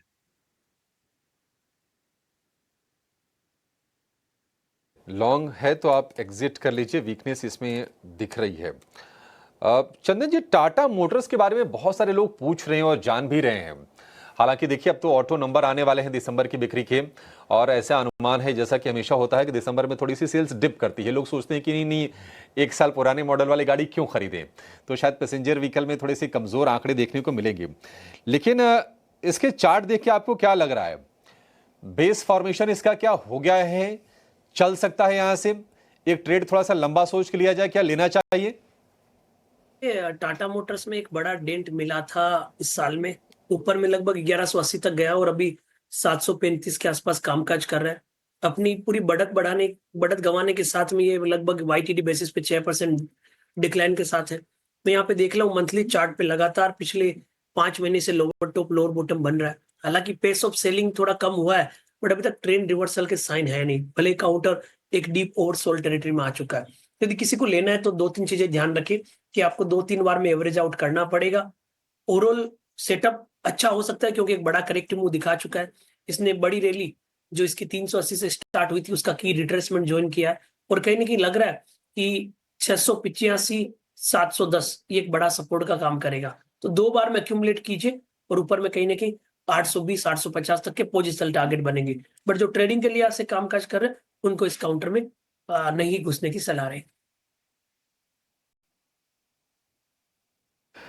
ठीक है, डन। 173 अंकों के नुकसान के साथ अभी भी बैंक निफ्टी है और 130 अंकों का नुकसान है। बाजार गिर रहा नहीं तो पुल बैक आ नहीं रहा, फंसा गया है मार्केट। अभी अटेम्प्ट हुई थी, निफ्टी ने 50 पॉइंट तक अपनी गिरावट को कर दिया था ख़त्म, लेकिन फिर से वापस से 200 पॉइंट है, लेकिन फिर से रिकवरी के पाथ पे ये देखते हैं क्या होता है आज। ये आपको डिस्टर्ब करेगा, इसलिए एक वर्ड याद रखिए, आपको आज ही लेना है और आज ही पैसे आ जाएंगे, इसकी प्रोबेबिलिटी काफ़ी कम है। लेकिन आज ले रहे हो, अगले 4-5 दिन 10 दिन में पैसे आ जाएंगे, इसकी प्रोबेबिलिटी काफ़ी हाई है, क्योंकि ये 14% का बेस आपको हमने आज याद करा दिया। और खुद अभी चंदन सर ने आपको बताया है कि वो भी टेस्टेड करते हैं इस फॉर्मूले पे, और उनका भी मानना है कि 10 से नीचे जाएगा नहीं, 10 से 14 के बीच में जब भी कोई बाइंग आ रही है तो वो आपको एकोमुलेशन के लिए अलाउ करेगी। तो आप देख के आराम से ट्रेड कीजिए, ज़्यादा जल्दी ज़्यादा घाई ना कीजिए, बट हाँ लेके रखना है, ऐसा मन बना के काम ज़रूर कीजिएगा। बस एक शेयर मेरे को और पता करना है, तेजस से पता कर लेता हूँ, नरेश से पता करता हूँ एक्चुअली में। नरेश भाई एक शेयर ज़रा आप चेक करना, 1 मिनट रुको। ग्लेनमार्क चलेगा सर अगले 3 से 4 दिन में? मैं थोड़ा स्विंग ट्रेड करना चाहता हूँ ग्लेनमार्क में। पॉजिटिव है क्योंकि फिर से जो प्रीवियस ब्रेकडाउन लेवल थे 1580-1600 के, उसके ऊपर स्टॉक सस्टेन कर रहा है। सो अभी 1580 का स्टॉप लॉस होगा, ऊपर में 1700-1750 अपसाइड हो सकती है। और अगर हम देखें तो सब फार्मा स्टॉक्स एक डिफेंसिव बेट जो अच्छे से चल रहे हैं, चाहे वो लुपिन हो या सन फार्मा हो या डॉक्टर रेड्डी। सो ग्लेनमार्क में भी एक रिकवरी आ सकती है, बट स्टॉप लॉस स्ट्रिक्ट रहेगा 1580 पे। ठीक है, एक शॉर्ट भी आपसे चेक करवा लेता हूँ, आपसे ही चेक करवाता हूँ शॉर्ट भी, जरा वो भी आप देखिएगा। परसिस्टेंट नहीं, ये जरा सर लोढ़ा चेक करना कितना और टूट सकता है, लोढ़ा LODHA। सो टेक्निकली थोड़ा अर्ली होगा क्योंकि ट्रेंड अभी भी डिसेंट है। सो ये भाव पे शॉर्ट नहीं होगा, जो आज गैप डाउन हो गया उसके बाद वेट करेंगे थोड़ी रिकवरी का, बट ओवरऑल ट्रेंड इतना खराब नहीं है बाकी रियल एस्टेट की तरह। ठीक है, डन सर, पॉइंट टेकन है। तो दोनों शेयर मैंने आपसे पता कर लिए, एक शेयर तेजस से और पता कर लेता हूँ। तेजस से डिक्सन के अंदर आज फॉल आ रहा है, ये काफ़ी तेज़ी से चल के बढ़ने वाला शेयर है, ऐसा तो नहीं है ये बजट से पहले इसमें प्रॉफिट बुकिंग आ जाए, क्योंकि सभी लोग डिक्सन के बारे में जानते हैं कि इनके लिए पॉजिटिव बोला जाएगा। ये भाव में भी डिस्काउंट हुआ है काफ़ी हद तक। देखिए, डिक्सन का जो चार्ट स्ट्रक्चर है काफी स्ट्रांग है, हायर टॉप हायर बॉटम के फॉर्मेशन बना रहा है। स्टॉक 20 दिन की मूविंग एवरेज का सपोर्ट लेके रेगुलर बेसिस पे बाउंस कर रहा है। सो 20 और 50 दिन की जो की मूविंग एवरेज है, जब तक उसके ऊपर स्टॉक ट्रेड कर रहा है, मुझे तो कोई पैनिक नजर नहीं आ रहा है। हमने अपनी दिवाली पिक्स में भी ये स्टॉक रिकमेंड किया था। मुझे लग रहा है यहाँ से भी अगर कोई डिप आता है और 50 दिन की मूविंग एवरेज के करीबन स्टॉक आता है तो डेफिनेटली इसमें खरीदारी करनी चाहिए। किसी का अगर लंबा नजरिया है 3 से 6 महीने का, तो 20,000 तक के भी लेवल हम ये स्टॉक में देख सकते हैं। ठीक है तेजस जी, बहुत बहुत शुक्रिया, थैंक यू वेरी मच आज समय देने के लिए, और पूरे साल हमारे साथ बने रहने के लिए भी बहुत शुक्रिया। अगले साल भी आपसे हम जुड़ेंगे, कनेक्ट करेंगे और आपसे काफ़ी सारे शेयर्स और आपके इंटेलिजेंस का फ़ायदा लेंगे। नरेश भाई आपका भी बहुत शुक्रिया, थैंक यू वेरी मच। और चंदन सर आपका भी बहुत बहुत शुक्रिया, आज आपने फिर से हमारे लिए सुबह समय निकाला। कल आप हमारे साथ क्लोजिंग के शो में भी थे, परसों इनफैक्ट, और हमने आपका रिपोर्ट कार्ड भी दिखाया था, काफ़ी बेहतरीन रिपोर्ट कार्ड था आपका। बहुत शुक्रिया आप तीनों मेहमानों का आज कार्यक्रम में जुड़ने के लिए। अब मैं